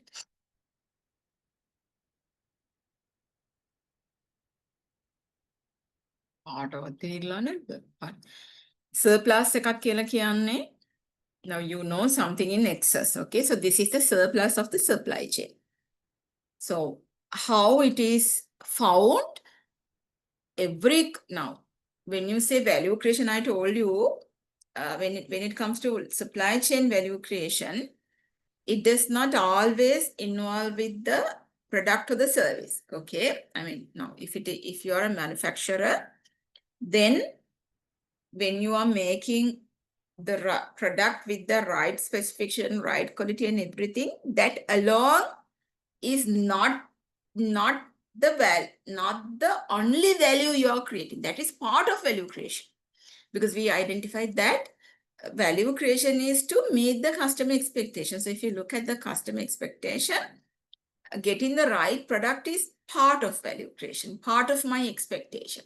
Now, it doesn't matter when any company is like making the right product alone is not everything about creating value for the customer. I have many other expectations as well as a customer. I need that product to be available at the right time. I need that product, available at the right quantity as well. When I want to buy 10 items of that, if I can only see 8, then also I'm not satisfied. That is part of my customer expectation. And whenever I go to buy to a particular marketplace, to a particular supermarket, because they have communicated in the advertisements and everything that you can buy this product, this supermarket. So you go there, but you can't find it. So place utility is not there. Quantity utility cannot, if it is not there. And then the time utility is actually when you go there, now if you're going to the supermarket to buy your stuff on your way back home, when I go that time, if it is not there, but if it had been there in the morning, but it's now finished and now it is not in the shelf. So then time utility is not there. When all of these are not there, you are not satisfied. But that part of your satisfaction or unsatisfaction, if they are there, you are satisfied. That aspect of your expectation fulfillment by the manufacturer is not reflected in the profit. If the manufacturers are going to get it as the indicator of the value that you have created, what do you mean by it? It is the profitability. Now, if it is the only measurement that I use to measure the value that I have created to the customer, that is only representing one part of the value that I have created. Every side of every aspect of value that I have created to the customer is not included in that profitability part. If you're taking profitability as the customer surplus, it's not true. It's not it can be many more. I mean, your surplus is very high, not just the profitability. Profitability is just representing one part of it, one part of the value creation. That's what I was explaining. Is it now clear? If you look at here, it will be more clearer. That is no, same thing is given here. Now in this here it says, okay, so this is a sub. Now when you take your entire supply chain, right Madam, now, it is like a hidden value, like something like hidden value. it is a value that you that cannot value is, quantify in okay, rupees. understood. Right? Yes. Now, I'm very happy that your product has always been available at the right time. Does it reflect in the price you pay? No. No. That's what No. I'm telling. So then if the company is looking at how much profit that I have made, what is the difference between the cost that I have incurred throughout my supply chain to make that product, and what is the price that I have that the customers have paid? What is the price that I have marked and what they have paid? If you take the difference between the price and the cost, that is your profit. Profit alone, profit is actually reflecting part of your value creation because it's just the physical product. How satisfied they are with the physical product is actually reflected to the price they pay. But other part of the value that you have created that cannot be quantifiable is not reflected in the price. So if you think that so then it is not right to look at when you look at the supply chain surplus. Therefore, it can be anything non-monetary as well. That's my point here. But madam, that in that cost, it is included that surplus that when we are keeping the material in warehouse, that cost should be incurred in that product cost. No, it is already I mean, your value point. If we are talking about value point, it is different. But that cost already incurred in the product cost. Supply chain cost. Am I? Yeah. Supply chain cost, right? Yes. Yes. That's the thing. So, of course, you're right. Yeah. Supply chain cost, if you look at it, now you have been able to available that product at the right place, right time, right quantity and everything because you have used the right supply chain strategy, as you said. So you may have like different warehouses, like you have used a 3PL warehouse to ensure that your product is available at every location, every supermarket outlet. Yes. So that can be there in the cost, but supply chain cost, because it's not only manufacturing cost. Okay. So but if you look at the profitability, that will only sometimes correlate it with your direct cost, which is your like manufacturing cost, buying your raw material and converting it to finished product. But of course, entire cost is there in supply chain cost. So cost-wise, yes, the cost that you have incurred to ensure the right time availability can be here, but the result of it is not reflected in the customer in the profit.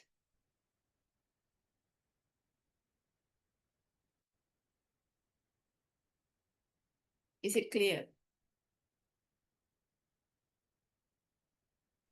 It's so therefore, clear for me. Yeah. Okay. Thank So you. therefore, these are the different players in your supply chain. Okay, supplier, manufacturer, distributor, retailer, customer.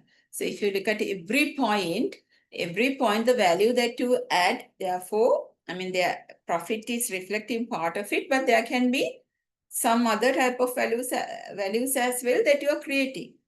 So every point of your supply chain, therefore, you can see profit is also there. The profit the manufacturer makes, profit the supplier makes, profit the distributor, retailer makes, that is also there. But every one of them, of course, creating more value other than the value reflected in profit. So that is also reflected here. So that is, therefore, when you say supply chain surplus, more on the top of profit, there'll be something else that is not reflected in the profit. Because if you look at the supply chain performance, or every kind of performance cannot be measured in terms of rupees and cents. Now, we are going to, I think I have been allocated that topic as well. So I will explain to you there. So it's not always, I mean, now, usually in our organizations, when you're looking at it, when you say performance, forget about supply chain performance, organizational performance, the very first thing that you're looking at is your financial performance. Okay, what are your ratio analysis and everything, profit, cost, ROI, ROI, MEOI, but is that the only kind of performance? I mean, does it show your overall performance of your organization? No, it does not. That's when balance scorecard came.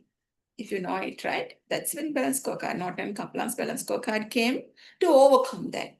It is not always your financial performance, you know. There are many other outcomes of your business functions. But financially, all of them are not represented in your financial performance. That's just the financial performance. But there are many other kinds of performance as well. They are not reflected in financial performance. So the supply chain aspect of it, it is also the same. When you look at the supply chain, so the supply chain, I mean, surplus is not only the profit that you are making. It is there can be many other aspects, other kinds of performance that you have done that cannot be measured through rupees. Financially, you can measure that.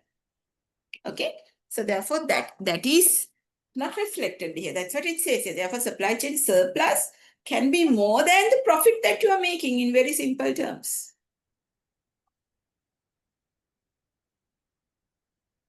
Are we okay with that?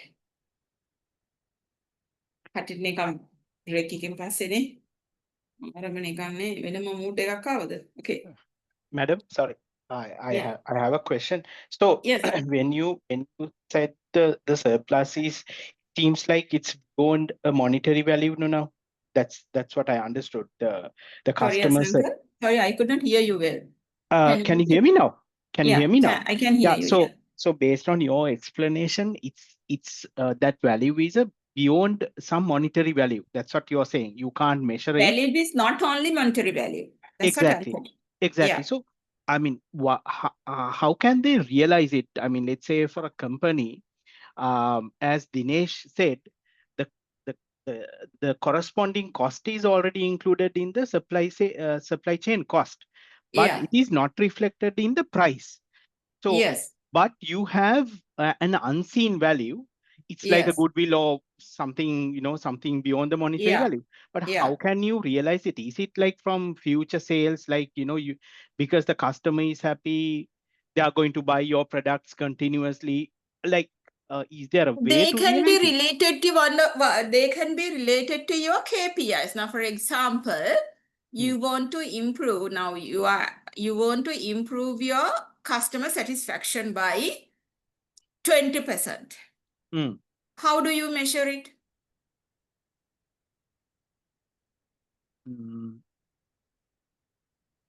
Through a survey, of course. Survey. Yeah. Yeah. You So can that answer. can be one of your KPIs as well, right? So then for you to achieve that KPI, so your supply chain has been playing a bigger role.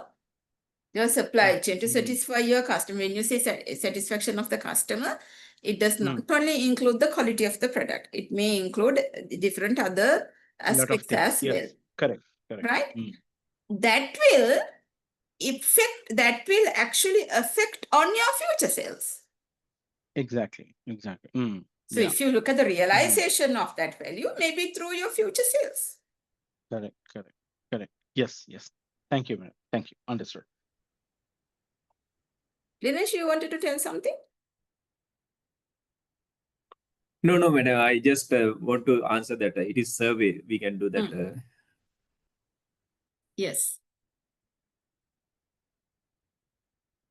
Okay. I could not explain this thing. So this is, we haven't got much time, but Walmart is this is one of the very successful case studies in supply chain context.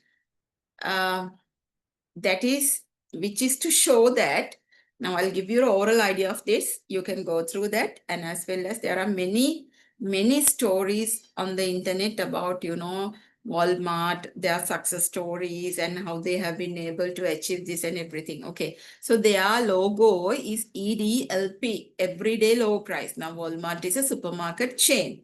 Okay, now in this, now they are not, supermarkets are not manufacturers, but they are distributors, aren't they? Okay, they have their distribution channel.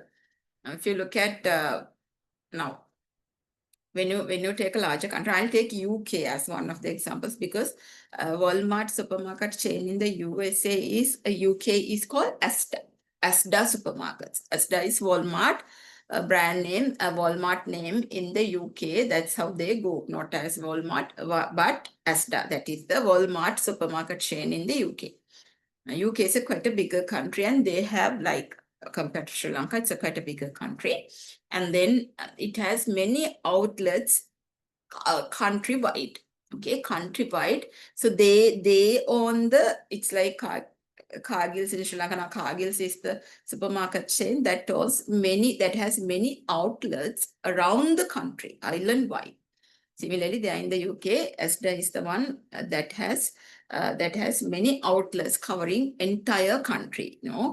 They also have like a bigger stores, micro. They have given different names, like sometimes you also can see them in Sri Lanka as well. Right. So then, so they are trying their best to minimize the distribution cost once they get it from the manufacturer. Okay, and then how are they going to distribute that within the outlets, within the supermarket branches in the country? That's by managing that properly, they have been able to reduce the cost of distribution, logistic cost, mainly movement cost, right? So that's what they have been able to, that is through what they have achieved the competitive advantage. Now, when they get the product from the manufacturer, now it's not only one kind of product that they sell in their supermarkets, okay? So they have their own warehouses as well, but yeah, they have their warehouses as well, and they have different manufacturers' products in their warehouse. Once you got that product to your warehouse, usually, now when you manufacture the product, price is marked, isn't it? And just because of that you have exceeded your, just because of that you have incurred a higher distribution cost, you cannot relabel it later on. Okay, so therefore, whenever they are adding the price, they have a margin for everything, right? What can be the distributor's cost as well, right? And then that for the distributor, that is given to the wholesale price, it's like they get a margin, So then the Walmart, what do they do is they play within this margin, So they've been given a margin, and they have like done their logistic strategy to ensure to save something out of that margin as well. The margin that the manufacturer gave to you, they are trying to reduce their cost and save a margin from the margin given to you by the manufacturer. That advantage was passed into the customer. Thereby, they are selling the product lesser than a price that is marked on the product. It's always a price that is lower than the marked price of the product in Asda. Especially when it comes to many products, it's like that. Okay, but other supermarkets, usually they hardly give you certain discounts and all, but it's not a regular low price like Asda or Walmart. So I very briefly told you how they have done it. So they have been very careful about their logistic cost, and they have been able to reduce their logistic cost by, this overall strategy. And then the margin that they save out of the margin that they were given by the manufacturer, they save out of it. And that cost saving is passed to the customer. Profit maker by the volume that they are selling. Okay, then their sales are going up. They sell a higher volume than other supermarkets. Although our prices are a little lower than the other supermarkets, customers would love to buy it because it's the same product. Because it's the same bread. If it is Cadbury chocolate, the same chocolate is, sold at Tesco, is one of the other competitors, the supermarket chain in the UK, Tesco and Asda, right? So then it's the same product, but because they are not manufacturers, they are selling other retailers' brands, okay? So then it's obvious to the customer, just otherwise customers would think, when the price is reduced, the quality is also reduced. That idea must also can be taken by the customer, but it does not happen because they are not manufacturers. They are selling others' products, and the same product is there in the supermarkets as well at the marked price. But in this supermarket, it is actually sold at a lesser price than the marked price. So this is how they have done it. Is that what we call in-market logistic cost? That is the logistic cost reduction with the careful logistic management strategies. Because this is how they have planned their logistic chain. Because of this strategy only, they have been able to reduce their logistic cost.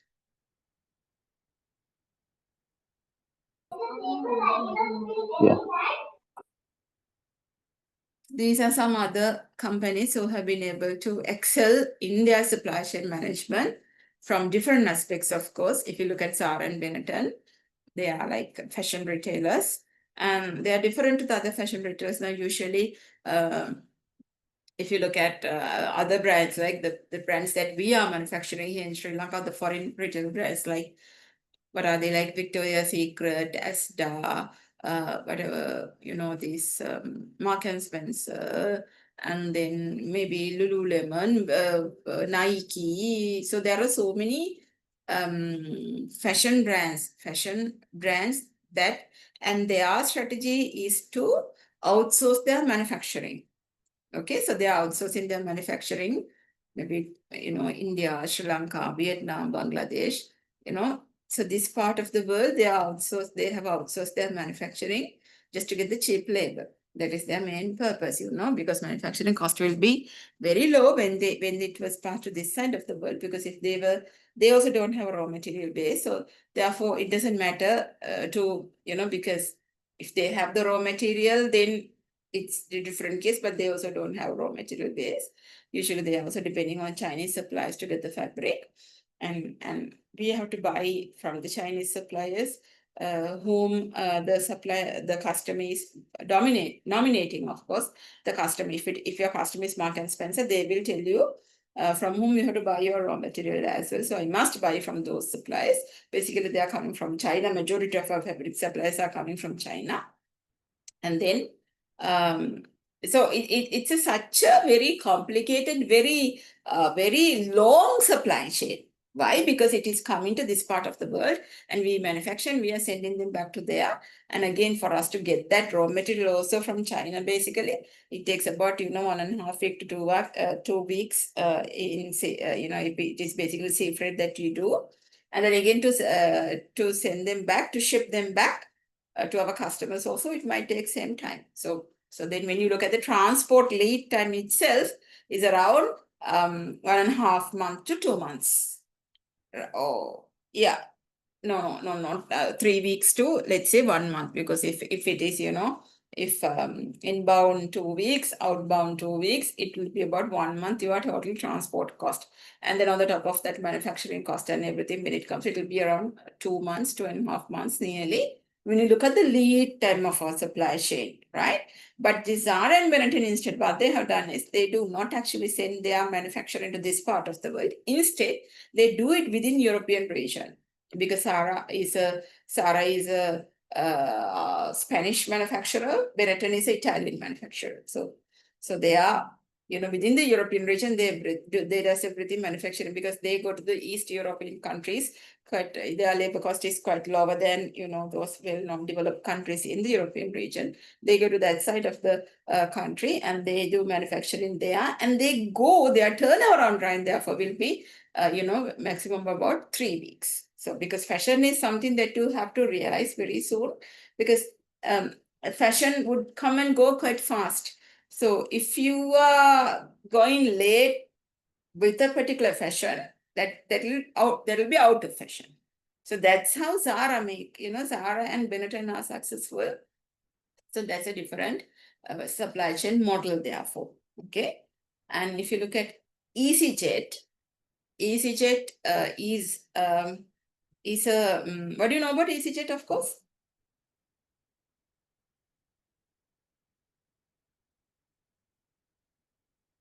That is a budget airline. When the budget airline concept came to the industry, they were the pioneering in that, trend setting.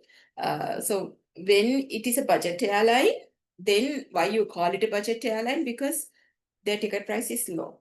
Budget, right? Budget price. So then now when they sell their ticket at that price, their cost should also be low, otherwise they are not making profits. So if they're selling the product at a lower price than the Star Airlines, so then you need to reduce the cost as well. So therefore their overall supply chain strategy was to use standard small size aircrafts, okay, because the acquiring cost of those aircrafts are not very high, or even leasing them, or whatever they are. So they use standard quite a small warehouse, aircraft, and then their occupancy rate, they are trying it to keep at a very high level. Even their leg spaces are quite small leg spaces, keeping in between seats, because they are trying their best to utilize the space in the aircraft to have many passengers as much as possible. And also earlier, when this concept came, they were always direct sales, not through intermediaries, but now you have agents for budget airlines as well. But then they might have figured out, their margins and everything, otherwise they don't do that.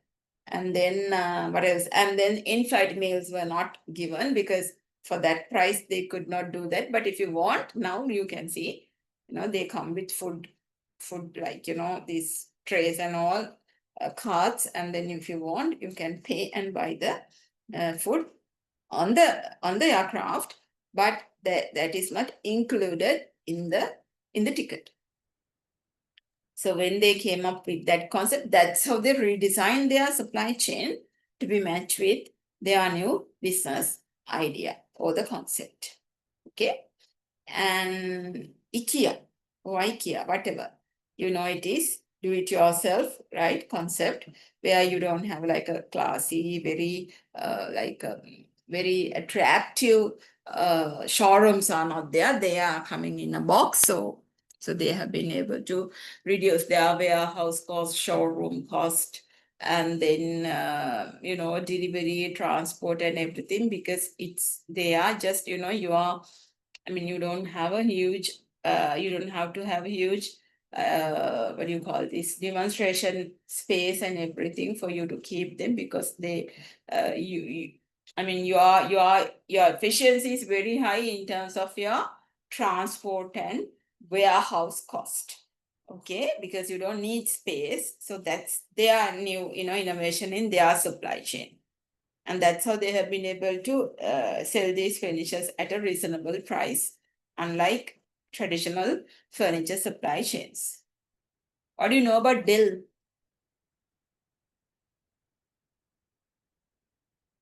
Dell is well known for direct supply chain, right? So Dell owns everything, right? So you can directly place the order with Dell, and then they will, make the product. So they have tried their best to reduce the intermediaries in their supply chain. With that also, they have been able to reduce the supply chain cost. Toyota is well known for what? Late. Lenient. For? I didn't JIT. get you. JIT. JIT, or overall lean practices, right? So lean supply chains were actually innovated by Toyota to reduce the overall cost. Now earlier also I mentioned that right first time quality is related to lean concepts, okay? So anything, value will be added only by the right first time quality activities, but all other activities are actually non-value adding activities as we discussed before as well. So that idea, those insights and everything came from Toyota. Right. So this person is a well-known scholar, Professor Martin Christopher, Cranfield University in the UK, is also well known for supply chain domain, right? Because it's a university well known for supply chain subjects, for supply chain discipline. And this Professor Martin Christopher is working there. And this quote that was actually, he mentioned this quote somewhere in mid-80s, around 85, 86. And if you go back to the history of supply chain, this particular term, supply chain and supply chain management, these two terms were coined in 1982 by a person called Keith Oliver. He's also a British logistician, right? So until then, these two words were not there. Logistic was also, of course, was there. That particular term was actually identified and given to a particular scope of operations after Second World War. So that was in early 1940s, of course, logistic. That particular term was identified then, and also identify the particular scope of a task that can be called logistics those days. Okay, so from 1940s to 1980s, it was just logistics. We didn't know about supply chain. So those two terms were coined, like accidentally. He was just, when he was like interviewing by the Financial Times newspaper in the UK, the interviewer's name was Arnold Krensdorf. When this person was interviewing Keith Oliver, he was like, when he was really explaining logistics and everything industry, he sometimes there are certain, we are also using certain terms for us to be comfortable with whatever that we are explaining. So similarly, this person also had used supply chain to represent, it's like a chain of supply, right? That happens because this company send this, and so then it becomes a chain of supply. So when he was informally explaining that supply chain, that term was, he had used that term, and that's how it's been, afterwards have been used by everyone else as well, because it had appeared in a newspaper, right? Many people read them, and people have started to use that term whenever they were like referring to the same thing. So that's when supply chain term, was like coming to the glossary of business. And then just after that, Prof. Martin Christopher, had made this particular statement in one of his research articles. In his books, of course, this appears. So therefore, you can see, how early that just after these two terms were found, these two terms were like started to use. This person, in the mid 1980s, so has also told something very important about supply chain here. So what he had actually told here is, the future competition will not be between products, but between supply chains. Of course, this is very true now. We always see this. But earlier, by the time that it was, this statement was like, or he said this, that was quite like a primitive early era that supply chain subject has just began to emerge. Okay, right. But however, now you can see, of course, now can someone please elaborate on this? Is it true or false, or how that happens?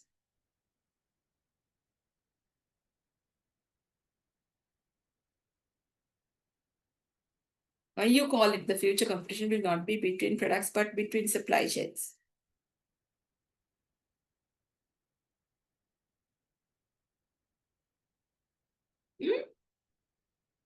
First of all, tell me that you agree with this or not.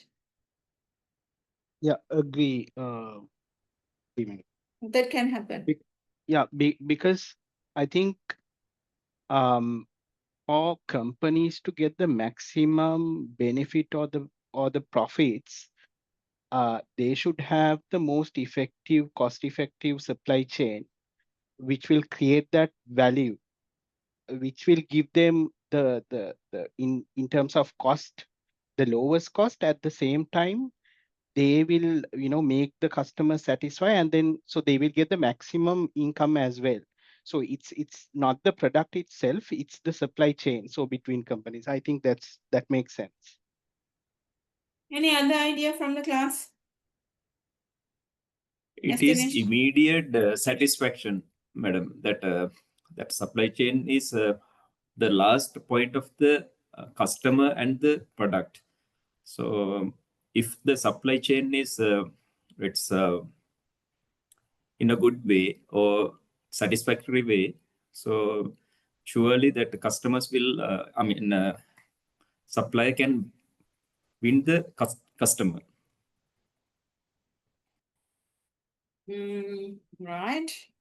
Due to Any other the idea? I still didn't get the clear idea. Situ, yes? due to the advancement of technology, basically communication and that IT technology, world has been a boundaryless and seamless place. Therefore, that speed of delivery, accuracy of the delivery, and all things all things have been delivered.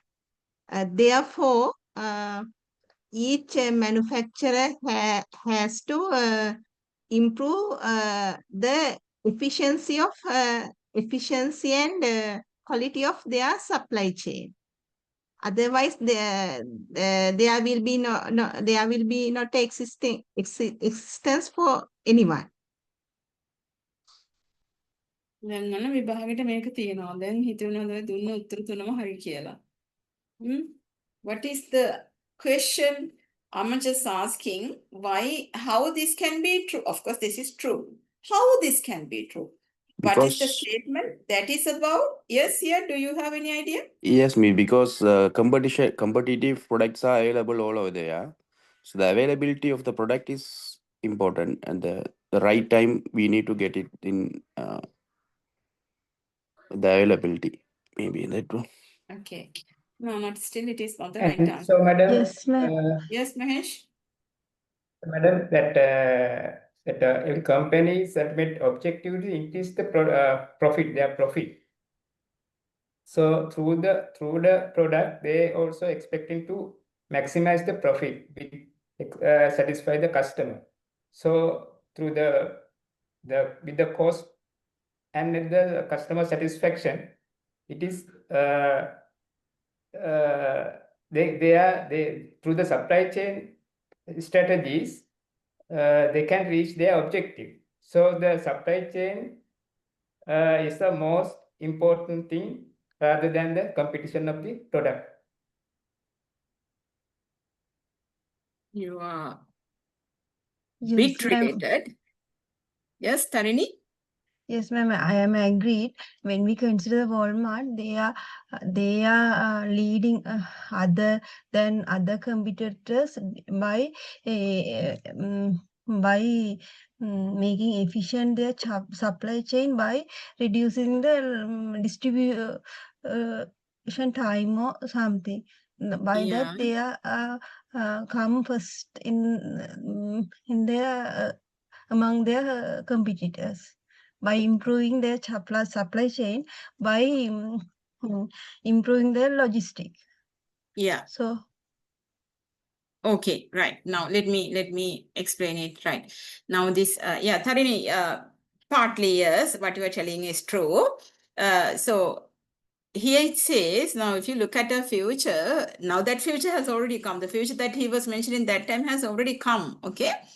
Future competition will not be between products. Usually when you say competition, you are trying to imitate their products, right? Now, whenever whenever someone comes with a new product, you are trying to make a similar product. So that is the product-based competition. Okay. Usually you identify your competitors also whenever they are making similar products, they are your competitors. But if you are trying to focus on the finished product to compete with them, that is not going to work. That's what he says. Study their supply chain strategy, because that product is the result of their supply chain.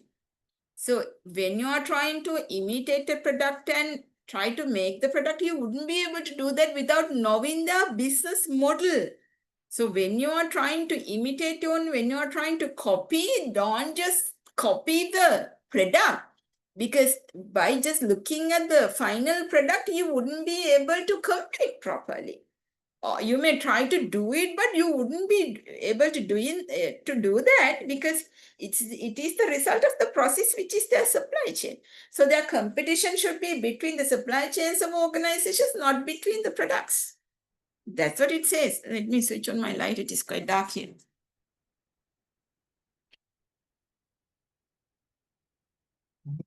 Clear? Okay, that's what he said. All right. This is why I have used this particular theory. I don't know how long I've got. What's the time now, please? It's 4:35. Madam. Okay, 25 minutes more. We'll try. I'll give you a quick, overview of this thing. Resource-based view. Now there are many theories in supply chain. Okay, now I have been telling you how this subject must have developed and all. So in every subject, if you look at every subject, we have borrowed, certain theories from other disciplines. Like now, when it comes to supply chain, of course, some theories have come from psychology, political science, and then of course general economics. So there are so many concepts from different other theories have been borrowed, because we can see the relevance of them, right? So resource-based view is actually a theory that says an organization's competitive advantages can be created with the resources that you have. RBV, that's what it's called. So that was first stated by Barney in 1991. Resource-based view, right? If you look at the resources in your organization, right, by using that resources, you will be able to make a sustainable competitive, when you say sustainable, it should be long-term, sustainable competitive advantage by using the resources you have. That's why it's called resource-based view. Now you might see how it is relevant to our subject, okay? Right? Because this is actually coming from make or buy decision. I really do not know whether you know about this make or buy decision in economics. That was the neoclassical economic theory was the first to mention about make or buy decision. Make or buy. Now resource-based view is also having a different opinion as opposed to the neoclassical views. Neoclassical view, that was, resource-based view on make or buy is different to neoclassical view of make or buy. I'm not going to talk about that because then we don't have time. But resource-based view, why it is relevant to our, especially for a sourcing subject, because whatever that you are going to source, what you are source, how much you source, when you source, whether you are sourcing or not is actually depending on whether you make or buy. Then it has an impact. It has an impact on your sourcing function. Right? Sometimes you make it in-house, sometimes you outsource it. Sometimes you buy it outside. Right? Now in one of my earlier examples, we talk about cereal supply chain. There you saw that packaging function was outsourced.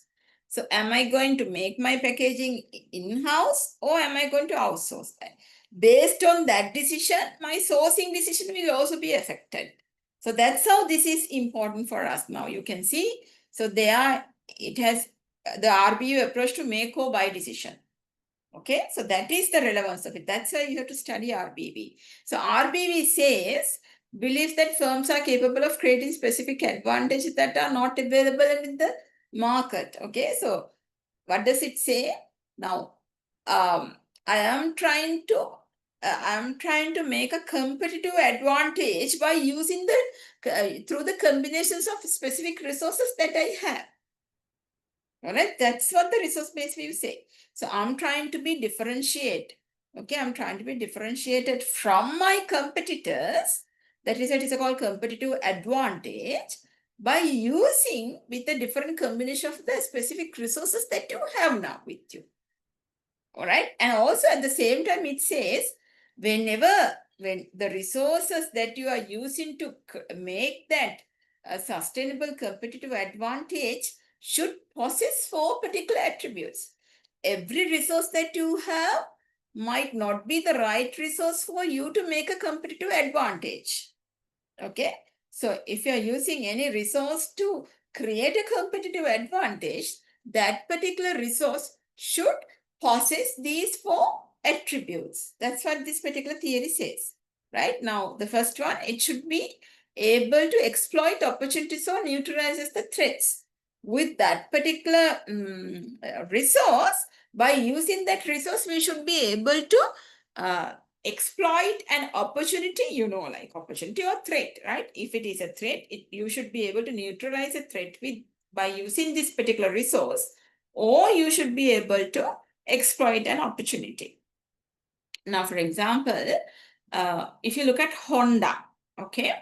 Now, this Honda company, now when you say Honda, that is well known for automobiles, right? But their capability of making engines, right? They are making automobiles, of course, but they are very capable of making good engines. That is one of their resource that they have, that capability. When you say resources, can be tangible, intangible as well. Okay, so that capability of making engines, because they are making automobiles for many years, and therefore having engine is one integral part of an automobile. So they are good at therefore making engines, right? So then what did they do? Of course, they were able, by leveraging that capability, they started to make other engines as well for other different equipments in the industry, like lawn movers, like these grass cutters and everything, whatever, any kind of, they didn't make those, not the final equipment, but for other different applications, different other equipments also, they started to make engines. Because that is what they are good at. That is their resource. Now, that resource, that is a resource that with that resource, they were able to exploit an opportunity. Because there is a chance in the opportunity in the market to make other engines as well. So they use that. So therefore, that was a resource which fulfilled the first criteria, first attribute.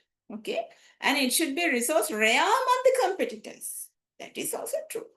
Now, if everyone is having that resource, then they will also use the same resource. Once you come up with a competitive advantage, when they see that they also have this resource, why I can't do that? So then it will not be a sustainable competitive advantage, because others are also going to do the same thing. So then it is not sustainable. It is not a unique capability that you have. It is not a unique competitive advantage that you are going to be differentiated from other competitors.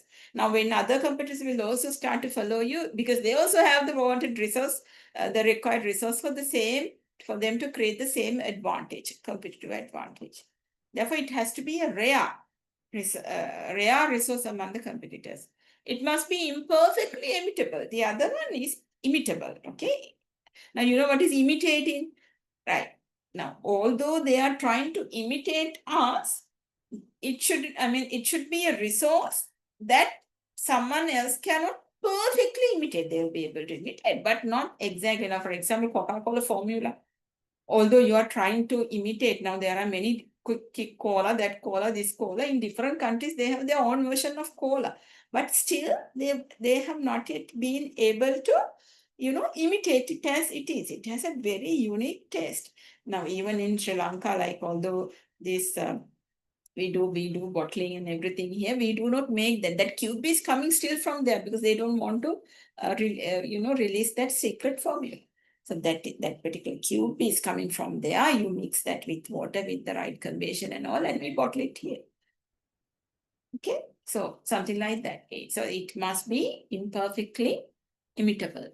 Why don't you go, uncle? Okay, and there cannot be strategically equivalent replacement for those resources. The other thing is that there cannot be strategically equivalent replacements. Okay, so if any resource that you are using can be replaceable with a similar other resource, then it is also not going to be a sustainable competitive advantage.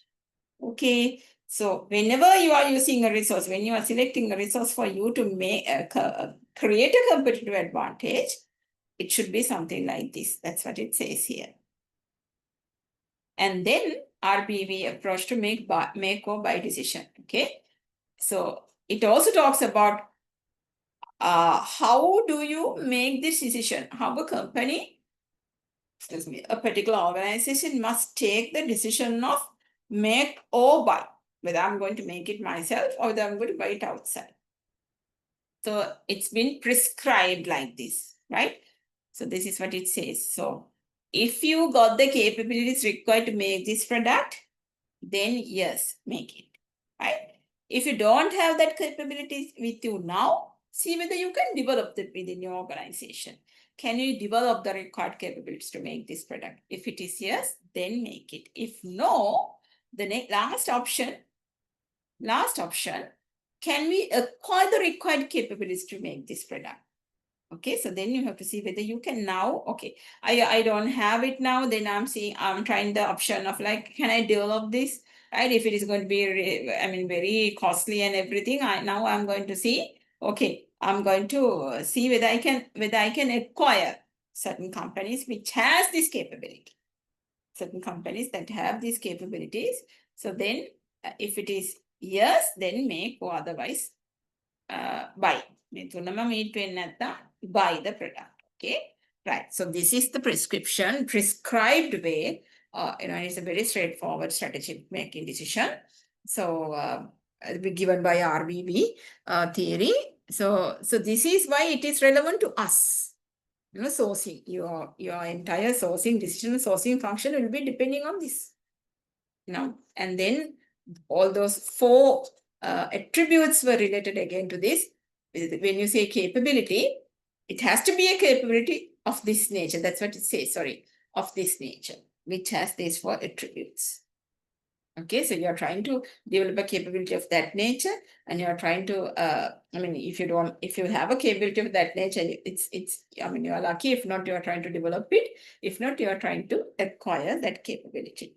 Okay, right. And then 4 main reasons why the firms cannot always develop. Now, the second option, it says if you don't have, go and develop it. But developing is also not going to be possible all the time, right? And that's why the next option has been given. Can we acquire? Acquiring is not always possible. Okay, so we are going to see the reasons why. First we can see the reasons why the firms cannot always develop. 4 reasons have been given. Okay, historical context. Historical context is like, because when you are trying to develop it, cost is the big issue. The main reason is the cost behind that. So now, when you look at a company, an organization that it already, now if you look at, look at this lean, now if you look at Toyota, the culture that they have developed, it has a historical context.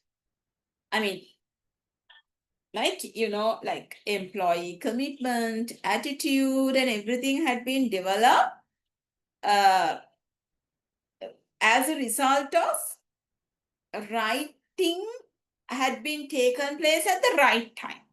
So they were historically like some coincidence that had happened to like develop this particular culture.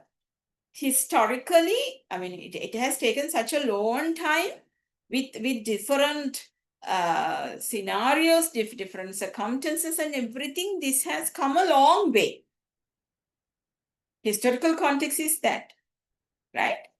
So then when it needs such a long time, now the next one, path dependence. Path dependence is now this particular capability had been, if you look at if you look at the nature of the capability, for you to develop that capability, it needs a long process to follow. I'm taking as the culture, good organizational culture. It depends on a particular path. Such a long path, you wouldn't be able to develop that such soon.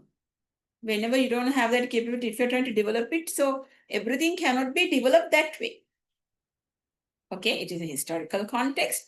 It has a historical, if you look at the companies who have that capability, that is a result of all the incident circumstances, that had happened in the past.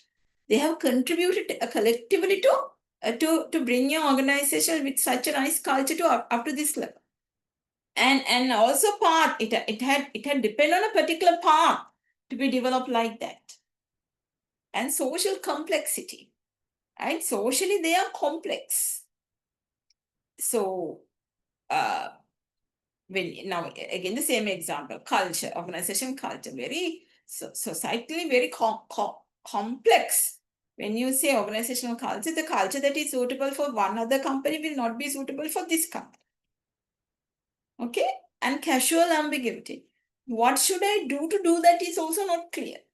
How can you ensure that someone what someone else had done to achieve this will also be workable for you? So casual ambiguity is the unclear connection between the action and the result. Casual ambiguity. So that's why these are the 4 reasons why developing capabilities is always not, I'm telling you, always not possible. There can be situations where you can do that, but that will be depending on the nature of the capability you need to develop. There can be certain capabilities that it takes very short time acquiring a physical resource or making some or training certain workforce could be possible, but it is not going to workable for every capability, every kind of a capability that you want to develop in order to make a particular product. Okay. And when this is not possible, the next option that RBV had given to us is to acquire. So acquiring is also not going to work. I mean, not going to be work every time. It is going to be costly for a firm as well. The other one, the first reason is legal constraints are there. Just because of someone has a very good campaign, right? But illegally, you cannot, just because of another company is having a resource what you want, you can't buy it. Legal constraints are there. Okay. And the other thing is effect on the value of capabilities. Now, of course, okay, you buy it today thinking, just you buy it today because you saw that the capability that you want is there. But how would you ensure once you bought it, right, whether the same value will be there once after you bought it as well. Effect on the value of capabilities is that, like, once you have bought it, will the same capability be there? Because the new management will be there, So will that also be there for you as well? Once you bought it? That's another question. And the strategic flexibility and uncertainty, because business environments are going to be different. Now, when you have made to buy something today, you make the decision by looking at the business environment today. But sometimes later, as the rapid changes that are taking place in the market, sometimes what you have bought today will not be subsequently useful as it was at the time that you bought it. So that is strategic flexibility and uncertainty, right? Unwanted baggage and diffuse capabilities is now, just because now, if you are buying a company, if you're acquiring an organization, by targeting a particular one capability, you will not be able to take only that one. You'll have to buy the entire organization. So you're buying unwanted baggage as well. Okay, you're buying sometimes now whenever you are acquiring an organization, you will have to, I mean, the staff, everything you'll have to buy. Sometimes those, in your agreement, you'll have to say that your staff will be remaining the same. So sometimes those, the cultures, your culture of your organization and the acquired company's culture, they can be different. So there can be conflicts. The way that they have managed that company and how do you make decisions, that can be different. So therefore, unwanted baggage is all coming to you when you acquire an organization. And the other one is, how are you going to leverage acquired capabilities? All right, now I have bought it. Now I have intended capabilities also there. How I'm going to leverage it now throughout? Leverage it, how you are going to spread it throughout, my organization for my purpose. How I'm going to leverage it, that is also a problem again. Okay, so therefore, due to these 5 reasons, sometimes acquiring is also not going to work. That's why you'll have to buy. Okay, if you go back to here, so this is impossible for 5 reasons. Then you buy it. Otherwise, you make it. This is impossible for 4 reasons. Then you go for this option, or otherwise you make it. Okay, so that's what RBV theory says.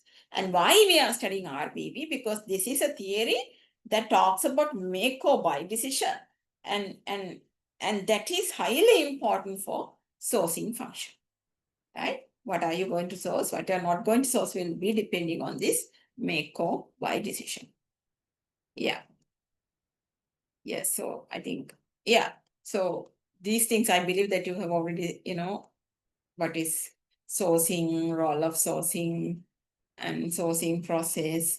I believe that you have done them before. And even in one of my another lesson that is coming, I will actually explain a sourcing process quite in detail.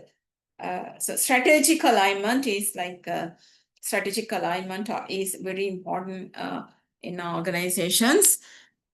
What is your corporate strategy?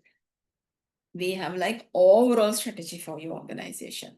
That is what you do with your board of directors, at the board level decisions, and then that is your corporate strategy. Strategy for your entire organization, right? And that is made by looking at your vision, mission, voice of the business, voice of the customer, right? So that's how you make it your corporate strategy. And every other strategy in your organization, financial, marketing, HR, no matter what they are, they have to be designed in a way that you are contributing to corporate strategy. That is the strategy, that is called strategic alignment. So when you look at the strategic level, you have like top level strategy, corporate level, then business level strategies, maybe functional level, operational level. So when you cascade it down like that, starting from the top, so that way, when you implement your functional level strategies, that should contribute to the upper level of the strategy. And when you implement that, it should contribute to the next level of strategy, achievement of them. Right? Because strategies are ways of doing something to achieve your goals, objectives, and KPIs. They are strategies. Now you have in your planning process, in your management process, you're identifying your objectives, your corporate goals, vision, mission, and everything. And then you have to create the way to do them, achieve them. That is your strategy. All right. So once you implement those strategies, those results would help you to the immediate upper level of your strategy. So otherwise, strategic alignment is missing. So when the strategic alignment, if the corporate strategy does something else, and the functional is very isolated, it is not linked with the corporate, and then, whatever is happening here finally is not related to the, so objective achievement will not be effective or will not happen that way when these different levels of strategies haven't been aligned properly. So it is relevant to us because supply chain strategy must also be aligned with the corporate strategy. Strategic alignment is that. So there are many theories, models in supply chain, but your subject is not supply chain, right? So then we already talked about competitive advantage. And that can be your competitive strategy as well. How are you going to differentiate yourself from the rest of the competitors, or how are you going to outperform your competitors? Should be from marketing strategy or supply chain strategy or market product development strategy. You can develop an innovative product. You can make it differentiated through your marketing, your slogan, your tagline and everything, with that strategy, or then your supply chain strategy. Now, IKEA and Zara, Benetton, they were the ones, they differentiated their products by, with their supply chain strategy. So however, so you have to understand what is your competitive advantage first, and how are you going to do that, with the technology that you're going to use that. I mean, technology should also be driven by a strategy. Technology shouldn't be taken as isolated element in your company. It has to be supported by a strategy. You first have to identify the strategy, and then you can use technology to implement that strategy. Otherwise, technology would alone cannot do anything if that is not properly linked with the strategy. Yeah. So achieving strategic fit, please go through, it's basically what I have just mentioned to you. So do we have any questions?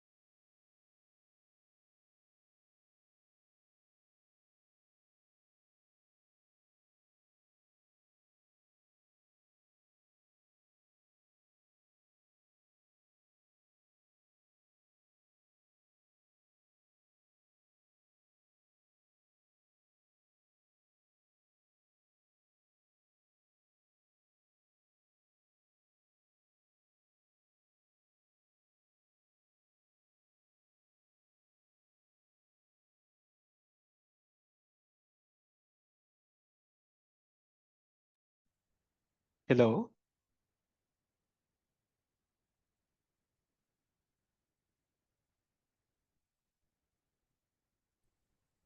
ඉතින් madam disconnect වුණානේ. Disconnect වෙලානේ. ඔව්. ඉවර ඇත්තේ නේද? දැන් කොහොමද It's 5 නේ. ආයෙ connect 5 වෙන්නේ o'clock, නෑ yeah. වගේ නේ. ඔව්. Yeah. Shall we leave? I think. Yeah, it's time now. Yeah, let's go. Yeah. Okay. Thanks. Bye. Bye.